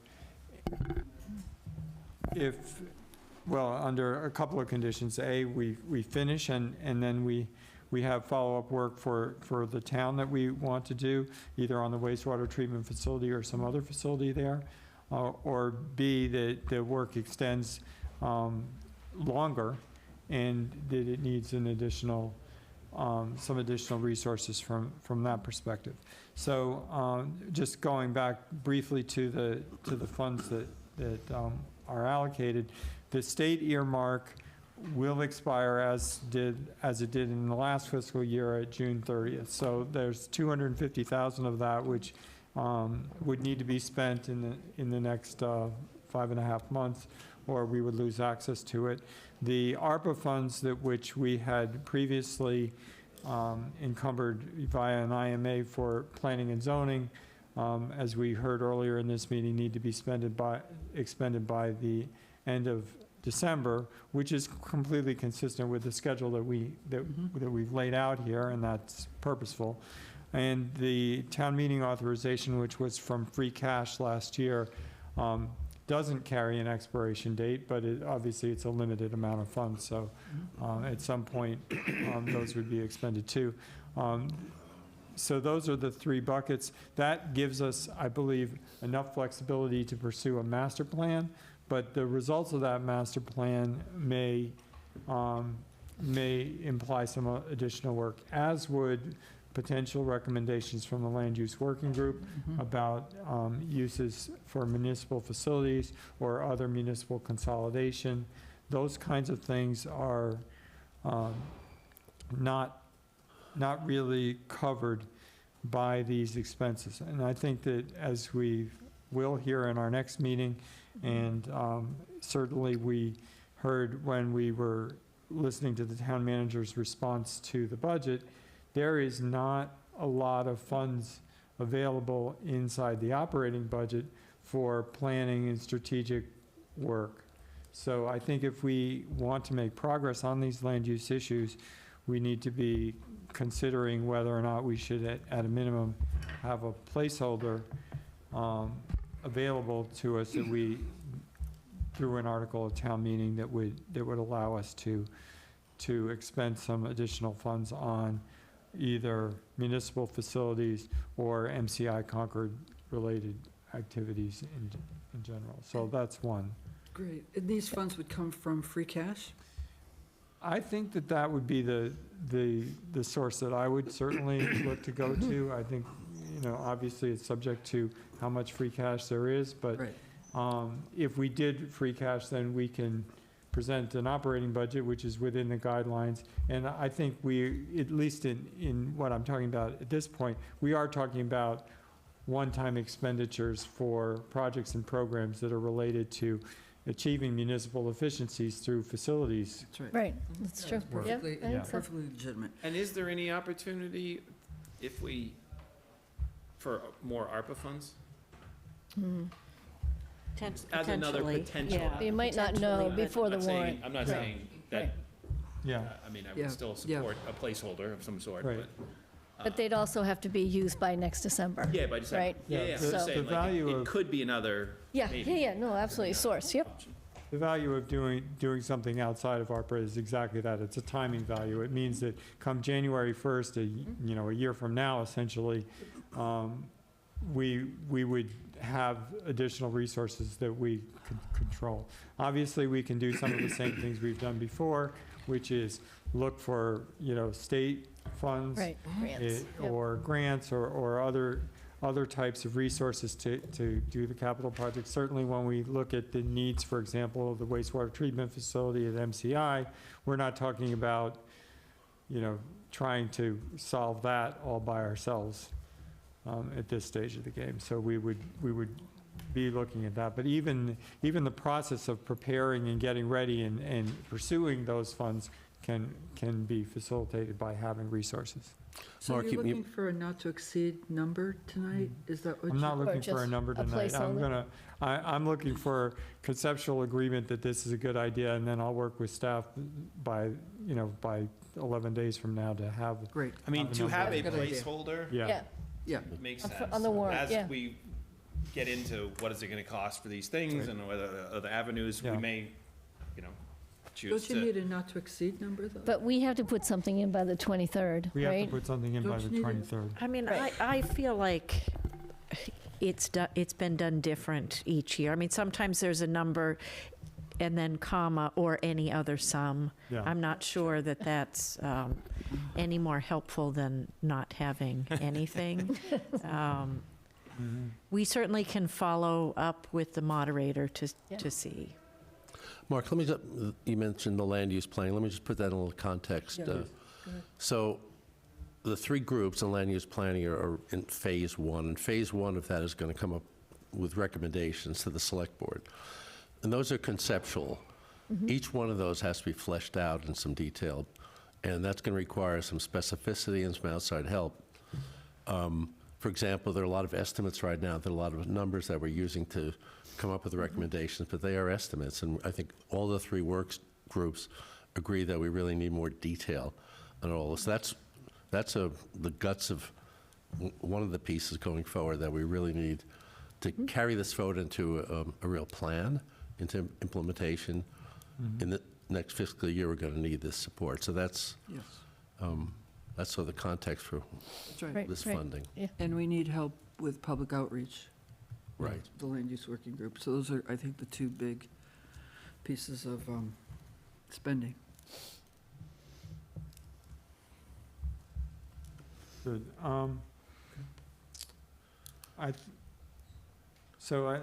Are you comfortable with the idea that we will work to put together a placeholder article for this? And I think that it's possible that this might boil down to more than one. There's a choice between sort of having a general planning article that identifies a lot of buckets like MCI, like facilities consolidation, like public safety studies, or even DPW relocation.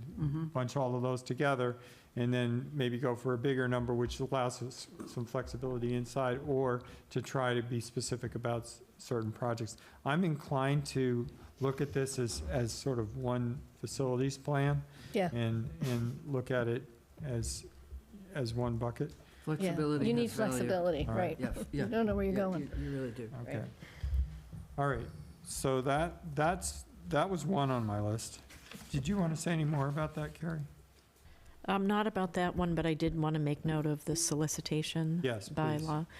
So I think it was at the last meeting I mentioned that we had town council do some research on the existing solicitation or the door-to-door solicitation bylaw based on some feedback and complaint that we had received. So Mina has drafted an updated bylaw. I think he's still on the call. He was just going to give you just a very high-level overview because this is a warrant article that we would ask to have submitted through the select board. Okay. Yeah, thank you, Carrie.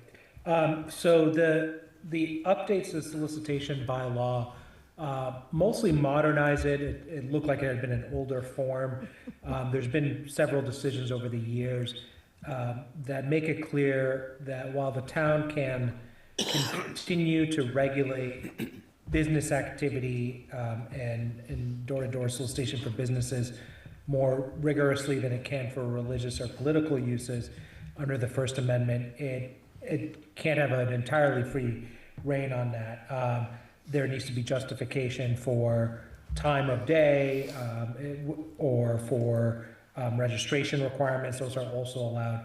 So we try to update it to be in line with other bylaws that have been approved by the Attorney General's office over the past, actually at this point, 20 years plus, and to try to accommodate both the requirements that solicitation be allowed while protecting privacy and giving folks some reasonable protection from sort of being bothered at all hours of the night, et cetera. Good. So at a high level, that's the updates, and also updated some of the terminology. A lot of the enforcement and permitting would still go through the police chief, which is a traditional place where or their designee. The police department is a traditional place where hawkers, peddlers, and sort of other door-to-door salespersons would go, in part because they have the ability to do the background checks and so on. Okay. Okay. Great. Makes sense. That makes sense. The other things that are on my radar are, we had briefly mentioned the fact that it's likely that there are probably some financial reserve policy articles. Yeah, we're gonna, the work group met last week already. So we are gonna put forth a recommendation to create a capital stabilization fund. Okay. And also, we have to talk to Mina about this, but we have an existing general stabilization fund that was created many, many years ago, and there's a discussion about whether we should rescind that historic definition and restate it. So that may be another one, or we'll combine it. And then any appropriation for those funds has not yet been recommended, and we're sort of waiting to hear more about free cash. Yeah. When will we know? Well, we're meeting on the 22nd. Jennifer and I are exchanging messages Oh, are in the room Oh, good. about free cash. So the state reviews the town's balance sheet. The balance sheet has been uploaded into Gateway, which is the repository for state review. Jennifer is making one last review, hoping to complete that this week. She's also involved in budget meetings, so hoping to get that completed this week. And then the state reviews that, it can be done in as few as a couple of days. Sometimes it might take a couple of weeks. I think this is probably a good time of year, Jennifer, because they should be done with review of tax rate. It's the same group of people that reviews all of the tax rate. So this hopefully would be a slower time, but as soon as we have that submitted, we can let you know, and we'll keep in touch with DOR to make sure that they prioritize our review. So it'll likely be part of our conversation at the next meeting. That's what I was just asking. Is it possible that we would have that for the next meeting? That would be good. Yeah. Great. And this is an idea I've heard floated, and I don't know if anybody's running with it, but in light particularly of what has happened at the regional assessments this time around, it seems like the idea of whether or not there should be some kind of assessment So stabilization. the work group talked about this, and we are not recommending that we pursue that at this time. A what? Sorry, I didn't. So the idea was, Stabilization? I don't know. so the idea was, if you may recall that, so this year we benefited from the shift in enrollment, so our regional portion of the budget went down, but the expectation is it will go back up at some point. And so the idea was that we could create a stabilization fund to protect us in the future when that swings back. But we've recommended not pursuing that at this time. Good idea. Sometimes the idea of some sort of rolling average of enrollment, which is what Minuteman Does. does. Right, so that makes the number move more slowly. So the idea was, and we need to follow up with the school committee, but the regional agreement needs to be renewed over the next several years, and that should be something that should be considered. Yeah, that's a I different think, mechanism. right, no, but the concept is slow that shift, so we're not having these big, large swings. It doesn't benefit any community for that. Right, so That would be the better solution. that's why we're Yeah, 'cause not you can argue recommending, that, right. you know, especially in a year like this where even though the region's budget went up, the assessment to Concord is actually going down nominally. Right. That has when that occurs, the community that's receiving that benefit has a tendency to, you know, potentially take its eye off the ball a little bit, while the other community is. Well, and the other question is, why pained. why was this such a surprise? Yeah, So I think more work can be done to dig into trends, so. okay. Yeah, good point. All right.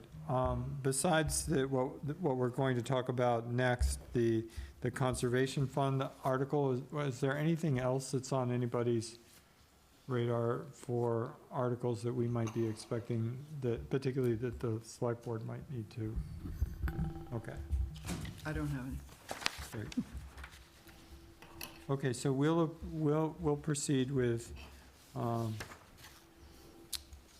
some work on the facilities and planning. Yeah, okay, great. So, the next item on our agenda then is the discussion and potential vote on the Conservation Fund bylaw, and Paul, you were going to introduce this, I believe. Right, thank you. And I see some people taking, here. I'll explain where you're here in a minute. The difference between this conversation and the previous one is that there's some specificity that we have to discuss. In the meeting package, there is a draft of the conservation bylaw with an option that I'll discuss in a minute. There's also a motion which is on the agenda that I will be introducing after discussion. And just a little background, the issue is before us because the DNR submitted an application to the CPC to use $500K to establish a conservation fund with the intent of adding additional CPC funds later on. So without further action by bylaw, the CPC would effectively establish the conservation fund.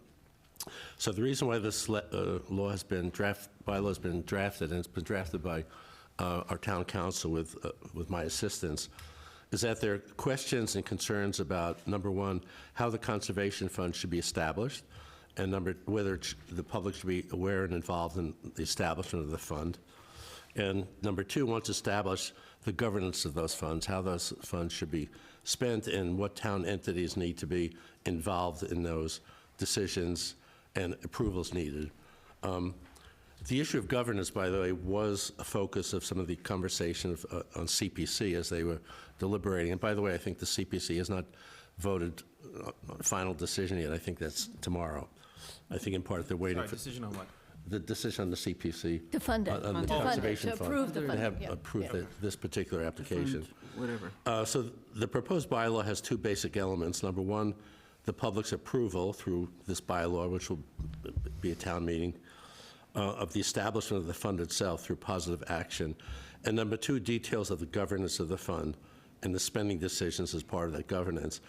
On the first part, the establishment of the bylaw, and I'll let you guys speak for yourself, I think there's general agreement that the bylaw is the prudent thing to do, and that the public's involvement to establish that fund, as they've established other funds, makes sense. On the second point, the governance of the Conservation Fund, the two slightly different versions in the packet, and there's one key difference. The motion before the Select Board that I plan to introduce includes approval by the Select Board of land purchases after the NRC or DNR consults with town staff and the Concord Municipal Affordable Housing Trust. The rationale behind that advisability is several-fold, and please, when in deliberation, you could add more. There are multiple needs for land in Concord, and the addition for conservation is one of those, and then multiple interested stakeholders. Number two, there's much current and future strategy development leading to proposed actions related to land use, the Land Use Planning Group, MCI Advisory, the Municipal Housing Trust efforts. They all include possible land purchases, so there are many moving pieces on this and many conversations that need to take place. And for all purchases of land, the Select Board does have final approval, including the Municipal Affordable Housing Trust. The Municipal Affordable Housing Trust, which receives CPA funds and others, has a governance structure that requires not only deliberation and consultation, but Select Board approval. So if this bylaw was proposed and approved in its current form, the form which has Select Board approval of purchases, and by the way, there is other spending in here, the number that does not require Select Board approval. If you look at the packet, I can put that up here, but conservation restrictions, preservation, appraisal, engineering, a lot of things leading up to potential, the groundwork, the background related to decisions on purchases, that would not require Select Board approval. So if this was approved in its current form, the Conservation Fund would be established, and the NRC could directly spend funds for a variety of land conservation purposes, except that land purchases would require those consultation steps, and Select Board approval would be required for the actual land purchases. So that's the nature of the motion, and the two differences is that one version has approval of the Select Board, the other version has consultation with the Select Board. The motion before you has the approval, but in my discussions with Delia and Sarah and others, I think the NRC and DNR have some strong opinions that they want to discuss here, so that's why there were two different versions in the bylaw. But of course, the bylaw, when we vote on, will only be one of those two versions. So I'll leave it at that. Okay. So I'm Delia Kame, Natural Resources Director, and Sarah Grimwood, Chair of the NRC, is here with me, as well as Jim Smith, who's a member of the NRC as well. And I'll start and then turn it over to Sarah. Thanks, Paul, for that introduction. Concord's character is deeply tied to its natural and rural landscape, from its extensive network of conserved lands and working farms to the recreational opportunities that they provide. This connection is reflected in the Planning Board's Envision Concord Community Survey, where residents identified open space and natural resources as the top contributor to Concord's quality of life and overall community health. Last fall, I submitted an application to the Community Preservation Committee to establish a conservation fund. The primary purpose of this fund would be to put the NRC in a position of being able to act more quickly to protect priority conservation parcels. CPA monies in the funds would be used towards acquisitions of parcels of conservation interest where the seller is not able to wait for an annual town meeting cycle, as well as for appraisals, due diligence, and legal fees. So parcels of conservation interest are identified in the Open Space and Recreation Plan. One of the main purposes of an open space and recreation plan is to provide municipalities with guidance to preserve important parcels for conservation and recreation. This state-approved plan is developed with substantial community input. The last plan was developed by a committee that included representatives from the Select Board, Planning Board, Recreation Commission. We just lost video. I don't know if that's an issue or not. I think it's still going out over Zoom, so we'll just, Oh, it's still going? Okay. yeah. Go ahead. Sorry. Sorry. The remote is right in front of you, Megan. You might just have to turn it back on. Is that because I plugged it in? Yeah. Sorry.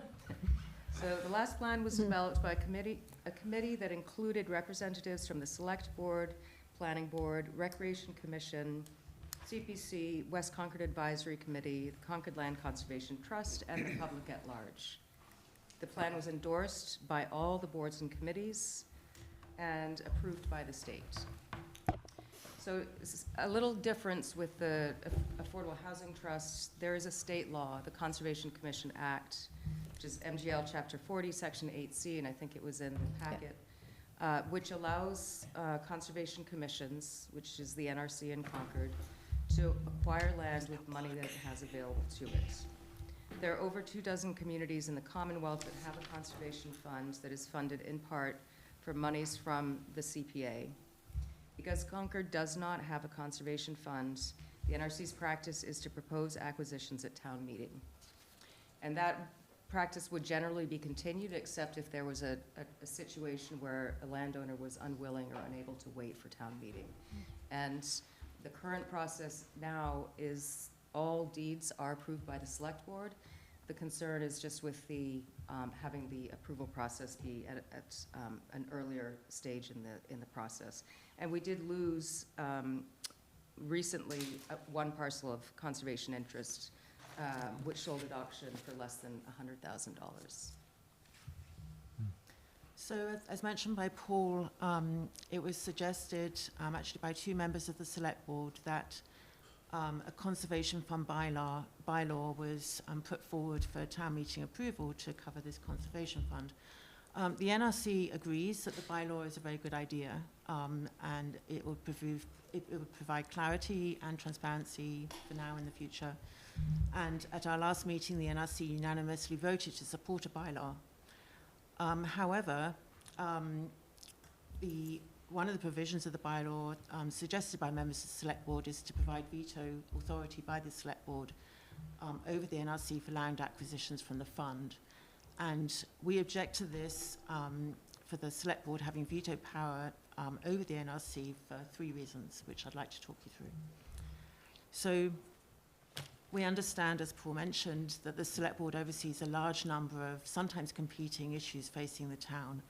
And this is a primary reason for having conservation commissions like the NRC for the promotion and development of the town's natural resources. So the NRC is really focused on making sure that we still keep those pieces. As Delia mentioned, there's therefore a state law which explicitly authorizes conservations to act independently, and this is with the exception of gifts of land or money, which do need to be approved by the Select Board. The Select Board insisting on veto authority over this law undermines the work of a board charged with the preservation and protection of natural resources in town. The second reason is that NRC practice is always to consult with the relevant town staff and the Select Board, as well as the Concord Municipal Affordable Housing Trust. And the proposed bylaw states that this will always be the case going forward. Whilst we might expect that the Select Board would always support the aligned recommendations of NRC and other town committees, history tells us that this is not the case. And as we know with governance, stuff happens. The meeting packet for today includes a report on Millbrook and Hayward Meadow called Saving Common Ground, which I hope you had a chance to look at. This report describes town activities in the 1990s concerning Hayward Meadow, where the Select Board at that time pursued construction of a visitor centre on the last remaining parcel of Hayward Meadow. That Select Board's decision was not only in opposition to the NRC, but also to several other boards and committees that felt an alternate location was preferred, including the Select Board's own appointed Visitor Information Centre Committee and Town Meeting, Centre Committee and the Town Meeting vote. State laws responded to leadership in other communities where attempts to convert conservation land to other municipal uses and they've done this by passing the Public Lands Preservation Act.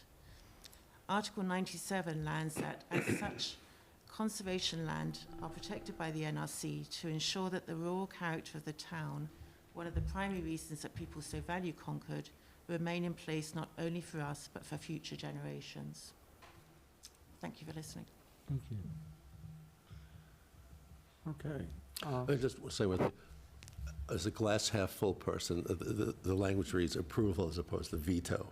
So it's you might interpret it as the same thing, but I like to think that approval has a positive context as opposed to veto. Yeah, sounds punitive. The effect may be the same, but I'm just saying. Mina, did you have any guidance you wanted to offer? I'm happy to answer questions. I think, let me just frame, I think the legal issue is really just a matter of to what degree and at what point the select board should be involved. Is it consultation at some point before the funds are used? Or is it an ability to say yes for the use of the funds? The way the bylaw is currently drafted, even with the approval, I just want to be clear, and we can make this even clearer if we need to. It does not have to be at the end of the process. It could be at the outset, in the middle, anywhere in the process. So, and I'm not suggesting anyone saying otherwise, but I think it would mean, if you have an approval, that it is a step that would have to be taken along the way to do that. Without that, you would be sort of defaulting to state law, which does allow the NRC, if it has funds available to it, to utilize those funds to acquire properties. There is a consultation process. There is there is still a way to weigh in. But I think the ultimate policy choice for the town is: what level does the select board have that call beyond what the NRC might be looking for? Yeah. I have a question. Yes, Mary. I think you said at the beginning that you proposed this idea because you wanted to be able to move quickly if something became available. What delay do you think will be embedded if there's an approval by the select board required? Well, it may be a veto. That's the concern. So it's more than a delay, it's a decision. Well, so those are So two it's- separate things. They are. That's why I'm saying you said it was The so. reason I put forward the conservation fund to CPC Yep. is for the ability to be more nimble in land acquisition, because Right. sometimes people are not able to wait for the year plus. That's right, right, but it's turned into, it's kind of evolved into more than just trying to avoid a delay. It's more evolved into you want to have the only say in whether land is purchased or not. We already have, the state law is that we have that. And you want to retain that, you want to not have the select board have but- veto power. Is that, Yes. Sorry, the state law is you have what? So if you have funds available to you, if the board has funds available, it can proceed without further legislative approval. The law doesn't say that. If the conservation fund exists, which it doesn't, Conservation Okay. fund exists. well, we don't have a conservation fund. Right. The state law says that the NRC can't establish a Yeah. conservation Right, fund. Well, we as a community could establish a conservation fund. Right. And once we did that, then it would be available to the NRC to be expended. Right. So that's a positive decision that the community has to make. The question that comes to mind, this is a 20-plus-year-old statute, and Concord's had the CPA since the early aughts, and we never have established a conservation fund, and I'm wondering why we didn't do that. Well, that's a good question. I mean, we've had many other CPA projects Mhm. that have taken priority. And this is one year that we didn't have any other projects going in front of CPC. Yeah. So it has been something that we've considered. But I think experience has told us that it would be a real strength to be able to be nimble and to have, knowing that the town has many different needs financially, to put aside money so that it was there if the town was interested in buying something, if something came up that was available. I think it's also just as far as the current process. I mean, as soon as there is an interest in land that's identified, I mean, the first thing that I'm doing is letting Carrie know, and she's letting the select board know of that. of that interest, we're reaching out to the Municipal Affordable Housing Trust, like we did with the Assabet River Bluff Yeah. acquisition, the October Farm Riverfront acquisition in 2016 or 17. There was existing Public Works Commission land that is as a reserve for future water supply wells. And so one of the earliest things that we did was reach out to the Public Works folks to ask, is this, something are you going to want in the deed and in the conservation restriction? Will you want the ability to have wells constructed here because it's adjacent to? So there's already that coordination and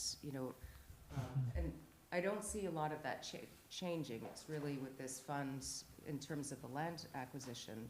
It's using it when we had, like a few years ago, we had that example of a parcel that was lost because it went to auction and we didn't have money available to do anything. If I can answer your questions, Mary, you may want to weigh in because you're the CPC liaison. I'm an observer. This was an unusual year in CPC. There were, in two respects, there were a lot of funds available, and there were a number of projects that related to open space from Warner's Pond, and that money was coming back. So that could either go into a reserve, an open space reserve fund, or it could be used for a proposed project. So I think the combination of things made it this year pretty opportune for a conservation fund proposal. Wendy, you had a question? I just want to ask one question. So today, in the event this is passed, when you want to purchase land, do you consider the expense for maintaining that property as well? So, I mean, to your point, the select board's looking at cost, not just one focus. And so when you make your decision, are you doing that with the knowledge that you're not increasing your administrative budget or you're absorbing that cost at the same time? Right, that's a great question. I mean, fortunately with conservation lands, the maintenance costs are quite low. We're putting in trails and we have a great group of volunteer stewards and the Trails Committee that help with that. We might have kiosks, benches, but the property maintenance, it's not like having an active recreation where you've got playground infrastructure that has a life that's expensive to put in the first place. And, I mean, some of our benches, we're building benches all the time. But that is a consideration, but not all our properties have benches or kiosks. Most of them have a property sign, but that's something that fits within our existing operating budget. As a follow-on to that, do you have enough money this year, you think, to manage all the land that you're managing? Because I know some cuts have been made, like to rangers and things like that. Do you have enough money this year to cover in the budget you've got proposed? So, it's, we are looking at additional cuts that we could make. I mean, we have lost the ranger, but that's more of a enforcement and education rather than land management piece. They do assist with that. I mean, I would say yes, but one of the cuts has been, we don't always know what's coming down the pipeline. So there's a tree from conservation land that falls or is a hazard to somebody's property, we'll take care of that. If it's something, and that is done in-house. If it's something where a crane is necessary to do that, then that's where we would need to go out, and that's a cost associated with that. If we have, a couple of those a year, we can manage that, and we don't know what, if we had 5 or more, then, so I would say we anticipate that the answer is yes, but we can't. You can't know, you can't predict the future. Okay, thank you. Can you also just talk to the public process? So again, if we proceed, we're also interested in public input in the process. So I know the NRC meets regularly, but how would you propose making sure that you've got all the public's interest and their thoughts are considered in the decision to purchase?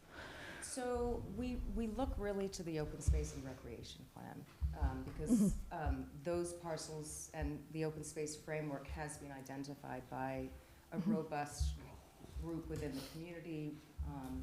A townwide survey is mailed out.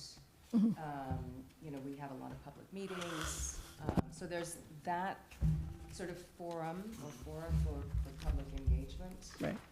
When it comes to specific parcels, it can be challenging because, negotiations, you know, once the negotiations have been set and it's known that it's proceeding, then there's a lot of community input because we're generally working with the land trust or others. They are doing a lot of fundraising, so there's a lot of sort of knowledge around that. The Assabet River Bluff is the most recent. You know, we had agreement from the landowner to wait, and it was a year and a half just because of how the cycle fell. We submitted a CPC application, and so that sort of raised it into the, but there was also, you know, there was also CLCT and SVT were reaching out, sorry. I know, can you help me with that one? Conservation Trust and Sudbury Valley Yeah, okay, Trustees, that's the lumber, yeah. We're reaching out to the neighbors, and we had, you know, a grant application that was submitted. It was fairly robust discussion amongst the NRC in their meetings, as well as CLCT and SVT.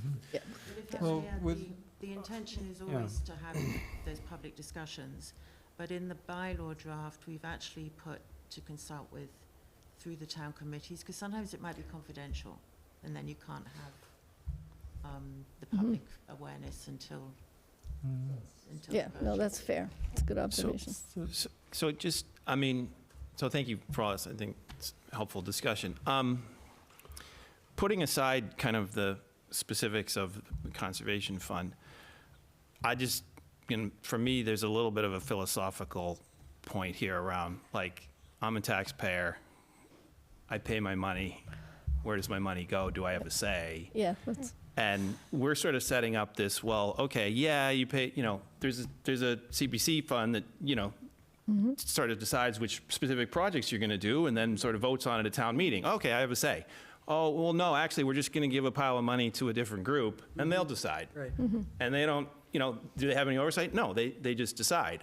Well, okay, I mean, that could be right or wrong, but that is a philosophical Yes. right, difference that's, that, you know, personally, I would rather, you know, have a say, want to have a say in sort of how that money gets spent versus sort of, hey, we're putting it in one committee who's putting it into another committee who's giving it to a group of people who then can go do what they want with it. So I don't mean that in any negative way towards the conservation or NRC or anything like that, but just there is sort of a philosophical thing there, I think, to think about. I agree. I agree. How does the piece between approval versus consultation, how does that weigh in that philosophical question? Well, Because yeah, Because I- approval- I'll take a shot at that. Go ahead. I think that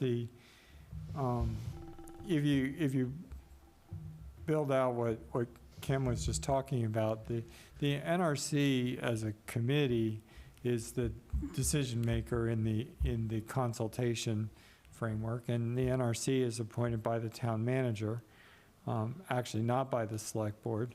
And so if the applications to the CPC end up being applications for transfers to a trust rather than applications for specific projects, as they have been over the last 2 decades that we've been doing that, that means that the CPC review is rather cursory at this point. And so when we put the Affordable Housing Trust in place, that by using the mechanism of saying, well, that will require select board approval, that basically their purchases specifically would require select board approval. That means that any proposed purchase is going to come back to, frankly, elected representatives of the town for a yes or no.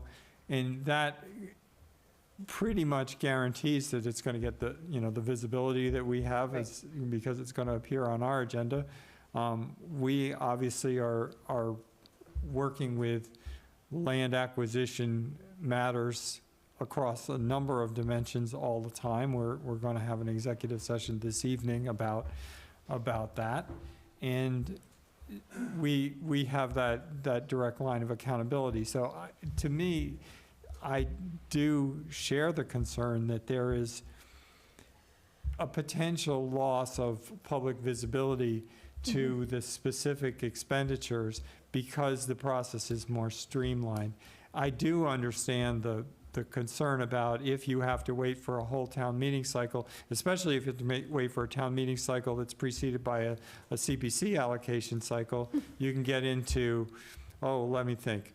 You can get into a building that you want to build for bathrooms that takes you 3 years to get approved, just as an example of, how you can incur delays.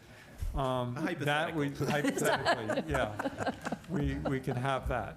So that is obviously not great process, but it does, to my way of thinking, since the select board can be, reliably expected to meet at least twice a month, that is not likely to incur, that approval versus consult is not likely to incur any kind of noticeable delay. It does.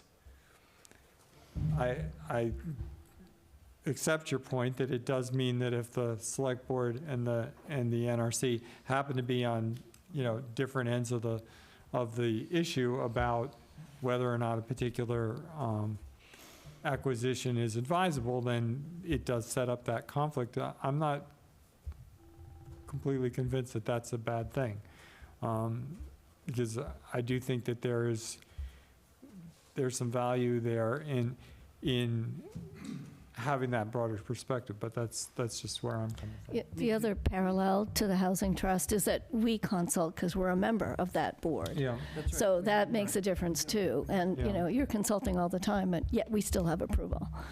Right. I do think it's good governance to have elected, accountable officials. I'd like to hear from Jim. Okay. Come on up.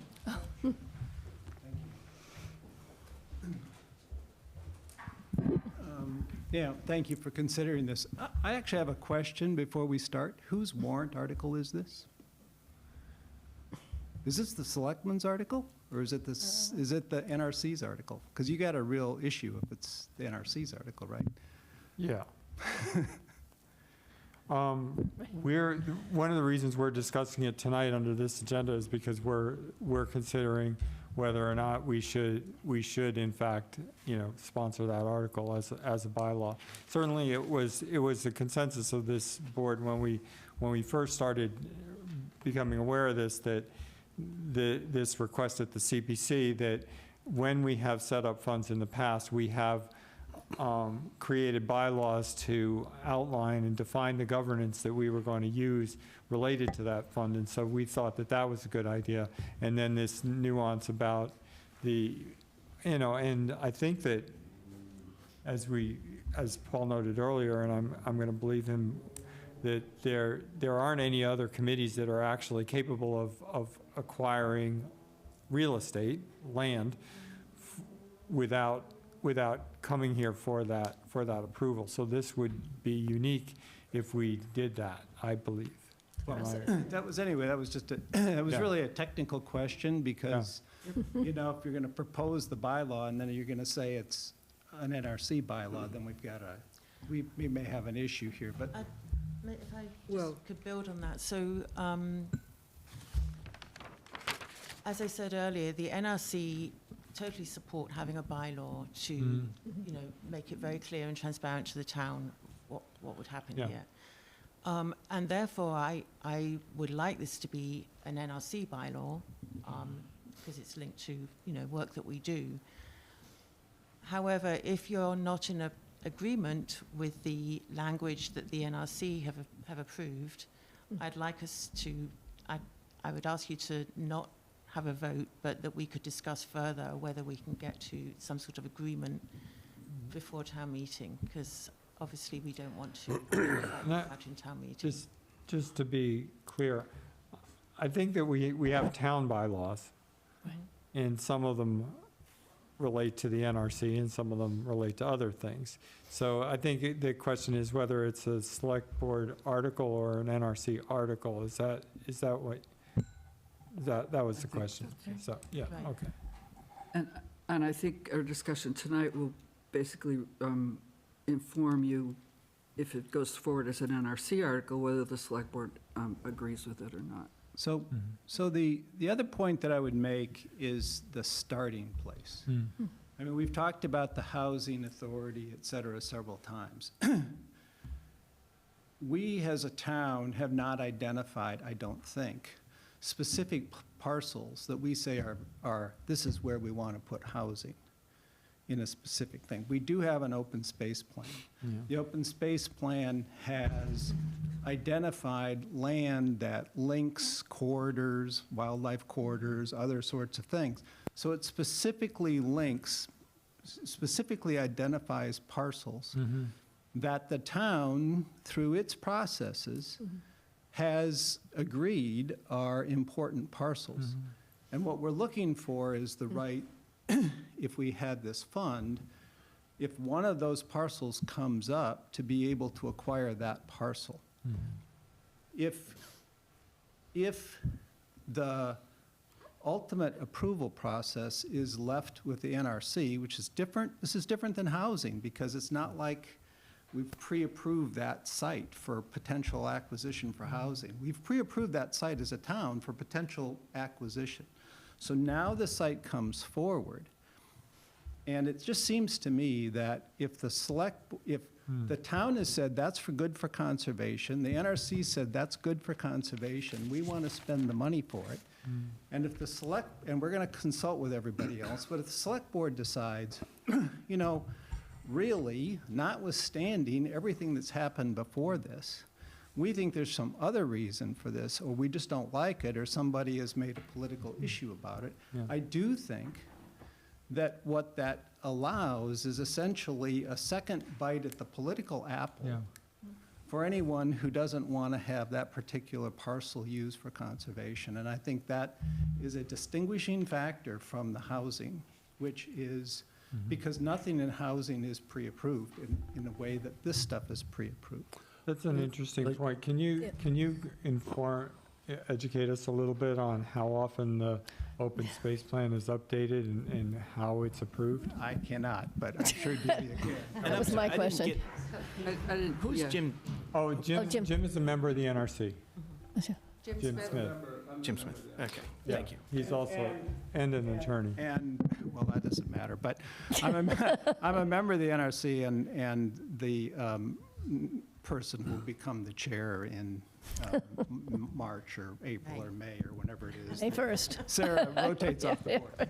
Mark, can I, before you answer that, can I just, I agree, the open space plan is reviewed, it's approved, but the open space plan doesn't say is that we're going to purchase that land. It says preserve it, you know, maybe that's a nuance, or maybe it's real different. There's a discussion about It doesn't say, it doesn't approve it for purchase. It says these are important parcels, we all agree they're important, says and they the- need to be preserved. There is some language, because we found it and looked it up and discussed it. It says, obviously, the easiest way, I don't know what the word is, not simplest way to get the land is to purchase it, but it's obviously not, you know, the Not the cheapest only way. way. It's not the only way. But it But- does say on Yeah. page 82 that prioritizing parcels for town or land conservation purchase will guide future efforts at protection. Yeah, so can you go back to how often is that plan updated? Yeah. So this And what's the detail? is updated every 7 to 10 years. So it's a 10-year plan, which is a new development. It was last updated in 2004. This is 2015. The first one, I think, was in 1977, so we're embarking on an update this year. The parcels of conservation interest that are identified in this plan have not changed materially since at least 2004, and probably prior. So, and who approves the plan when it's, So it's reviewed by the Select Board, Recreation Commission, Planning Board, and everybody that we have submitted this plan to in the past has endorsed the plan. And then with those endorsements, it's submitted to the State Division of Conservation Services for approval. It has to be state approved in order for it to proceed. And it is a roadmap for land preservation for conservation and recreation purposes, but it's also a vehicle. If you have an approved open space and recreation plan, you are able to receive certain state and federal grants for those for acquisitions. those purchases? Oh, okay. So it is approved with an understanding that it is effectively a shopping list. It's a lot more than that. I know. I mean, It's a priority, it's a priority But list. yeah, Is it? Yeah. you know, for the purposes of this We're discussion. not deciding anything today, right? I mean, we ultimately are not voting on. Well, there is a Well, motion. There is a Well, motion. Paul's considering making a motion. He's considering. So, Can I yeah, make, go ahead. I just want to respond to the distinction you made between the open space plan and the housing plan. And I see that the open space plan identifies specific, but the housing plan has something called the housing production plan and Yeah. has criteria. So it doesn't say, yes, we want to build land on this parcel, right? But it has criteria that it uses when things become available to see, does it meet that criteria? Like walkability, like is it close to public transportation? So even though, so there isn't, it isn't just whatever, Right. okay? And then I'd also point out that if, for example, a piece of land came up and you came to the select board for approval, if that's how it works out, I think the fact that it was in the open space plan would make it more likely. I mean, I think we're anticipating a more adversarial position than we're going to be in. And I don't think that one person on the select board is going to hijack the whole and tank a good open space plan. That's- So, We can't. We One can't. person So can't. I just wanted to make those points. Yeah. may I respond? Yes, Jim. Sure. So, let me respond first on the housing. I think there's a difference between criteria and that specific space, that specific property. I mean, these open space plans are specific properties, and they are specific properties. So there is, you can have a debate about whether the criteria is met, whether it's the right criteria, and a lot of other things which may well require select board approval as well as input. I'm not here to debate that issue. But where you do have specific parcels, I think that you've taken another step. The second and more important thing is, I have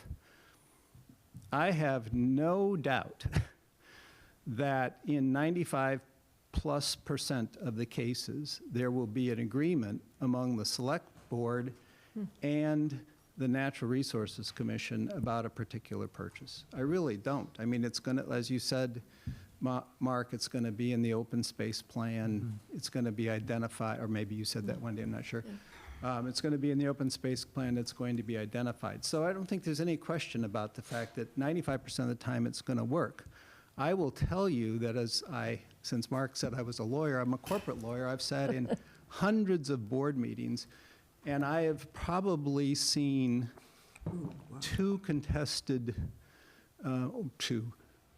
15 contested board votes in 1,000 meetings. Everyone agrees because they talk it out and they figure out what they want to do. So I'm no question that we'll all decide. I think all we're talking about are those few times when there is controversy, where something does come up, and then we're at the last issue. We talked about Haywood Meadow, which is a conservation issue. I remember when they were trying to build the housing at the end of sort of Emerson Field on Thoreau Street there. That was a big controversy going back something. I've been here for 40-something years. I've been in town for 43 years. I've been to 43+ town meetings. I think that it has happened in town. And so on the off chance that it happens again, which maybe hopefully it never will under any of our watch, it's just a question of who gets to make that decision. And if it wasn't for the fact that we have specific identified parcels, I think it would be, you could make a much better argument, I believe, that the argument is much stronger on the side of the select board, but where you have the open space plan you're trying to implement, and that's gone through all these processes. I just think that to introduce another political issue on that plan is just a second shot. One follow-up question, though. If the parcel that's been offered, for example, let's say the parcel is not on the open space plan, then it's not available to be purchased with funds from this conservation fund? Yeah, it's an important question. That way. So I think you could make that a stipulation of the CPA monies that go into this fund, and then, Or the bylaw that, Right. right? yeah. Well, I mean, I think But yes, you can as do it it- as part of the bylaw, but I think the bylaw is really more broadly, broad as to the ability of the NRC to spend money. I think you would do that maybe as part of a CPC MOU, that any CPA monies would have to be Yes. used towards priority parcel acquisition. I think this has been an interesting discussion, and I think that at this stage, I think we've teased out a few interesting questions that I think have informed everybody about what the process might look like and what the thinking might be. And I think that one could anticipate that even if we were in complete agreement here, which I don't suspect that we are at the moment, these are the questions that would arise at town meeting if this article were to get anywhere near the floor. And so I think that there is reason to work through some of these concepts and try and, so for example, I think if it was enshrined in either the bylaw or the conservation fund structure itself, that it was only to be used for parcels that were on the open space plan, that I think to Cam's point, at least a version of Cam's point, make sure that there's some public process that really says what this is about and kind of steers us quietly but distinctly away from the notion that this could be just used for anything that any particular NRC happens to develop an interest in for some reason. So I'm thinking we don't have another meeting. You guys are meeting, when's your next meeting, Sarah? Question. Our next meeting is the 28th of January. 28th. So you don't meet and we don't meet before this, something would need to be in the warrant. So what should we do about that? I think we have to consider this motion. And if there are amendments to be made. Did the NRC vote to submit the warrant? I mean, you voted in support of it, but did you vote it as your warrant? We Article? did, apart from the approved Okay. language, yes. Yeah. Okay, that was, just want to be clear. So it is an NRC warrant? Well, That no, was- no, they vote. We don't know. And I'm not sure that It really matters. matters It that doesn't much. matter. Once it's an article on the floor of town meeting and we're debating a bylaw, I think the more important thing is the point I was trying to make, which is some kind of consensus over what the bylaw should and does actually say.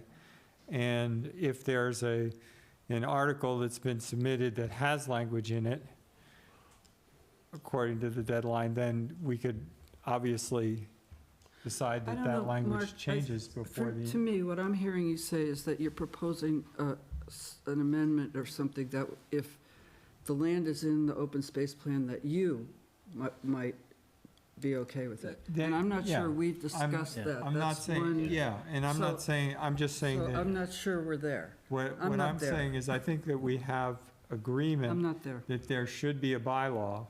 I don't think that we have agreement over exactly what that I think we bylaw have a should say. motion. I think we have When you say we. No one's. Yeah. voted. In other words, Are we between, talking about all of us or just you? between the NRC and the select board, I heard both sides saying that we agree that a bylaw is a good idea. But Meaning I a think there's- conservation fund? Yeah, a bylaw governing a Maybe. conservation fund. There may Maybe. be. I'm not sure I'm there. I'm sure you- But we there started are this whole Started this agreement whole- knowing that we didn't have an agreement on the language of Okay, this. So let's, yeah. So I have we think it's time wasted to our make a last decision. 45 minutes? I'd like to hear from Nina if he has a comment, and then we'll entertain a motion. Thank you. Just a comment on process. Concord Town Meeting, as a tradition, has had a very detailed town meeting warrant. But you don't have to have every single word in a bylaw in the warrant. You could leave yourself some room within the scope of a bylaw to determine some of these issues. So if that is a sole timing issue, you might have some more time to think through that. You would need to hold the space to have a bylaw in there. I believe, and Delia or Carrie can correct me if I'm wrong, regardless, this is a CPC, a project before the CPC, so they could go to town meeting to request the funding. You would just need to have something to hold the place for a bylaw. The motion would have to have the details of the bylaw, just to, keep that in mind. Thank you. Having attended CPC meetings, and they'll discuss it tomorrow, there was some question about the governance issue when the CPC deliberated, which is why they haven't voted on it yet. They're waiting to see what we came, is that correct? Yes, I think they are waiting to find out the results of our discussion tonight. Okay. And that they realize that if we decide to move ahead, then there will be a bucket, fund available for these funds. So I think they're waiting. Okay. So I'm just going to, I'm not sure I approve the creation of a conservation fund versus approving sort of specific projects. I think that's something that we'll, ultimately discuss and vote on if a warrant article does come up, right, as to what select board support there would be for that. I definitely don't support an NRC blanket PO with no select board approval. I just don't think that's good governance. That's an opinion. That's not a fact. It's just my opinion. Mm-hmm. Great. So just, you might vote no on this motion for an entirely different reason, that you're not in favor of Yes. as opposed to the governance issue. That's fine, I just want I to, think the governance, yes. okay. Yeah. So I do support the conservation fund, and I'm really delighted that you decided to bring it up in front of the town, to get their, in the sense of transparency, in order to get their opinion on whether they in fact do support this setting up a separate fund. So I thought that was a move in the right direction. But I do not support having the funds be spent solely by one group, and I would like to have the select board approval. Yeah, and even though I started sort of describing this, the preamble here is that conservation and open space is in the town's DNA, and I think it's in the DNA of the select board as well. The question is more of the governance issue and getting the town involved in establishing the conservation fund itself, and then the governance issue. So I think we're on the same page. Yeah. So nothing I said being interpreted as not supporting open space conservation or the fund itself. I think, yeah. Well, I definitely think we should support and create the conservation bylaw. That's definitely needed. I was concerned about the governance, and, Cameron made a good point about elected officials having some weigh in on that. I think that's important. I actually also think it's really important that somehow the criteria for any proposed land be a land that is in the plan, that we should modify this somehow to get that criteria in. I think that's important, but I do Yeah. think the select board should have approval. I agree with you, Wendy. So do we have a motion that will support that? Is this one? Okay. Yes, Mr. Bohm moves to approve the wording of the proposed conservation fund bylaw to be submitted as a warrant article at the 2026 town meeting, including the wording of section 2B4 as follows: subject to the approval of the select board, the acquisition of fee interests in land, including options to purchase. Do you hear a second? Second. Any further discussion? No. All those in favor? Aye. Aye. Aye. Thank you very much. I support the language. What? I support the language. That's the right. You're so pragmatic. Great. Is that a unanimous vote? Yes, Okay, that's why I didn't call for opposed. right. There was nobody left to I vote. thought you were going to vote against it. Okay. Sorry, I'm not always. Okay. Okay, let's see. Anti-Semitism. Okay. Good job. Nothing like taking on an easy one after that. I know. Okay. Oh, my gosh. All right. Okay, good. So I had a couple of things on the discussions around anti-Semitism and bias in town, and I wanted to just touch base on those. There have been a couple of messages to, well, I distributed what I call draft 2 of the charge, which focused on duties and responsibilities, and I'm looking forward to a discussion on that. There have also been a couple of messages that I've found fairly persuasive about the idea that it may be time for us to make a proclamation or a statement specifically regarding anti-Semitism in Concord.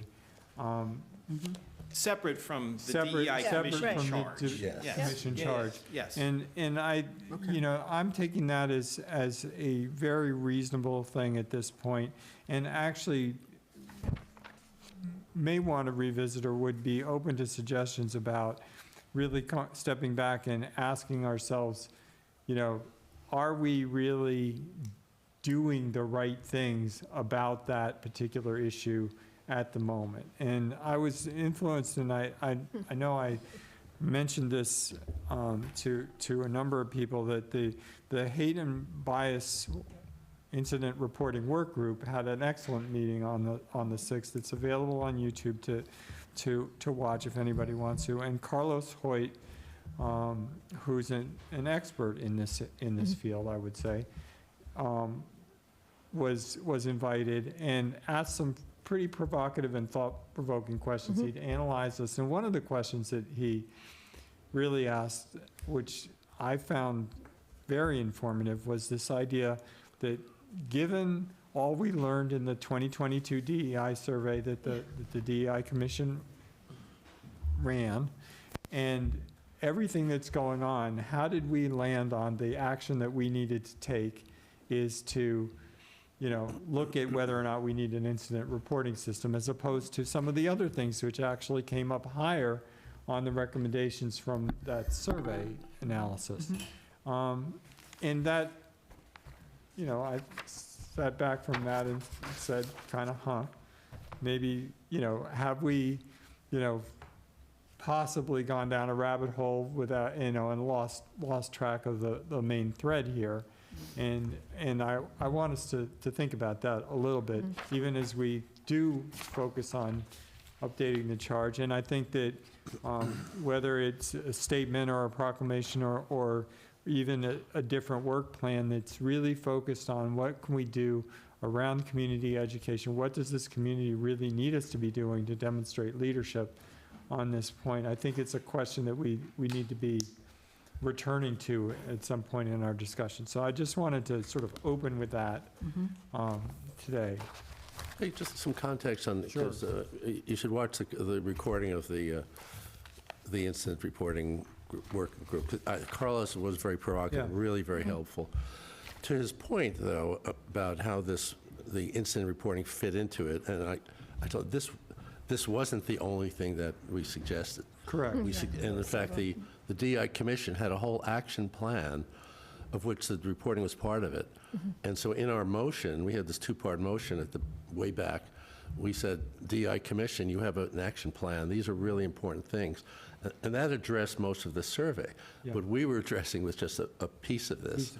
So we weren't ignoring the rest of it. We were just saying, you know, let's cut out this piece of it and, you know, we'll have a working group for it. So we weren't throwing everything out and saying we're going to end it all with a. That's very fair. And as I was watching the recording, which is what I ended up doing, and that question came up, the answer that came to my mind was certainly the citizens that appeared before us, largely over the summer, made an impassioned case for the fact that there were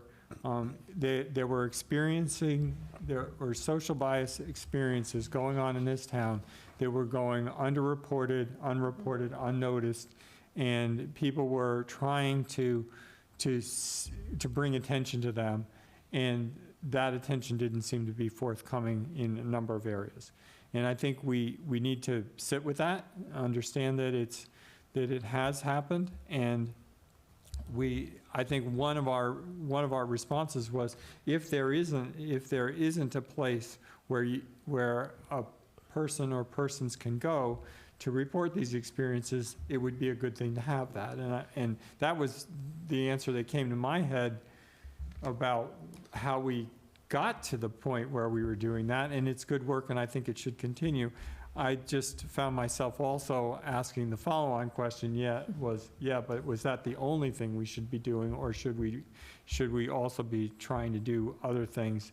And that was the genesis of The my other thing that has changed since that is that we have another very important active group, Concord Against Anti-Semitism, which is a very active group, and they may be equipped to handle the anti-Semitism to a greater degree than the DEI Commission itself. So there are other resources in town that we can tap into, and we could help as well. And so, with that context, that was what was going on in my head as I was trying to think about how to rewrite these duties and responsibilities and fit them into these, what I call categories of, documenting and informing, education, designing systemic responses, coordinating and collaborating, because I do think that that it's worth focusing on those types of activities to ensure that we are making progress as a community and trying to gather feedback on those very same things. Another recording that people may want to review is Wednesday night's DEI Commission meeting, which was difficult in some ways, but also represented some good progress, because there were a long list of activities and events and support and what I call social and community engagement activities that the DEI Commission is focusing on. And I think that they are making progress at moving in that direction, and I think that that's also to be celebrated.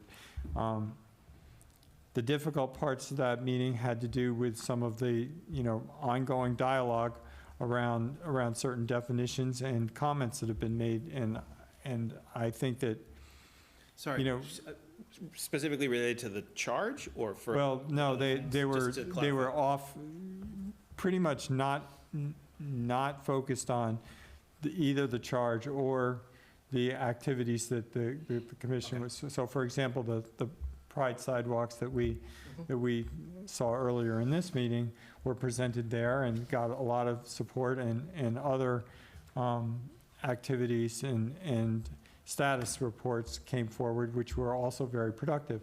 I think that, we may get ourselves into less productive areas when we spend too much time wordsmithing and a little bit, a little less time, actually getting out there and, getting to know each other and finding out what's going on with people and supporting them. And that's why I'm just, if I could jump in, Sure. very supportive of what you've done with this document. Yeah. Because you've simplified, I guess, based on some feedback, right? But you've simplified the document. I think you've elevated it to a level that is appropriate in terms of, sort of defining enough around what the charge is of the commission, but allowing the sort of latitude around specific programs or, how you're going to take, different particular approaches. So to me, I feel like it's, really has been beneficial. Thank you. I agree very much. It's Thank very you. Well said. Very well Is done. there- That was well said.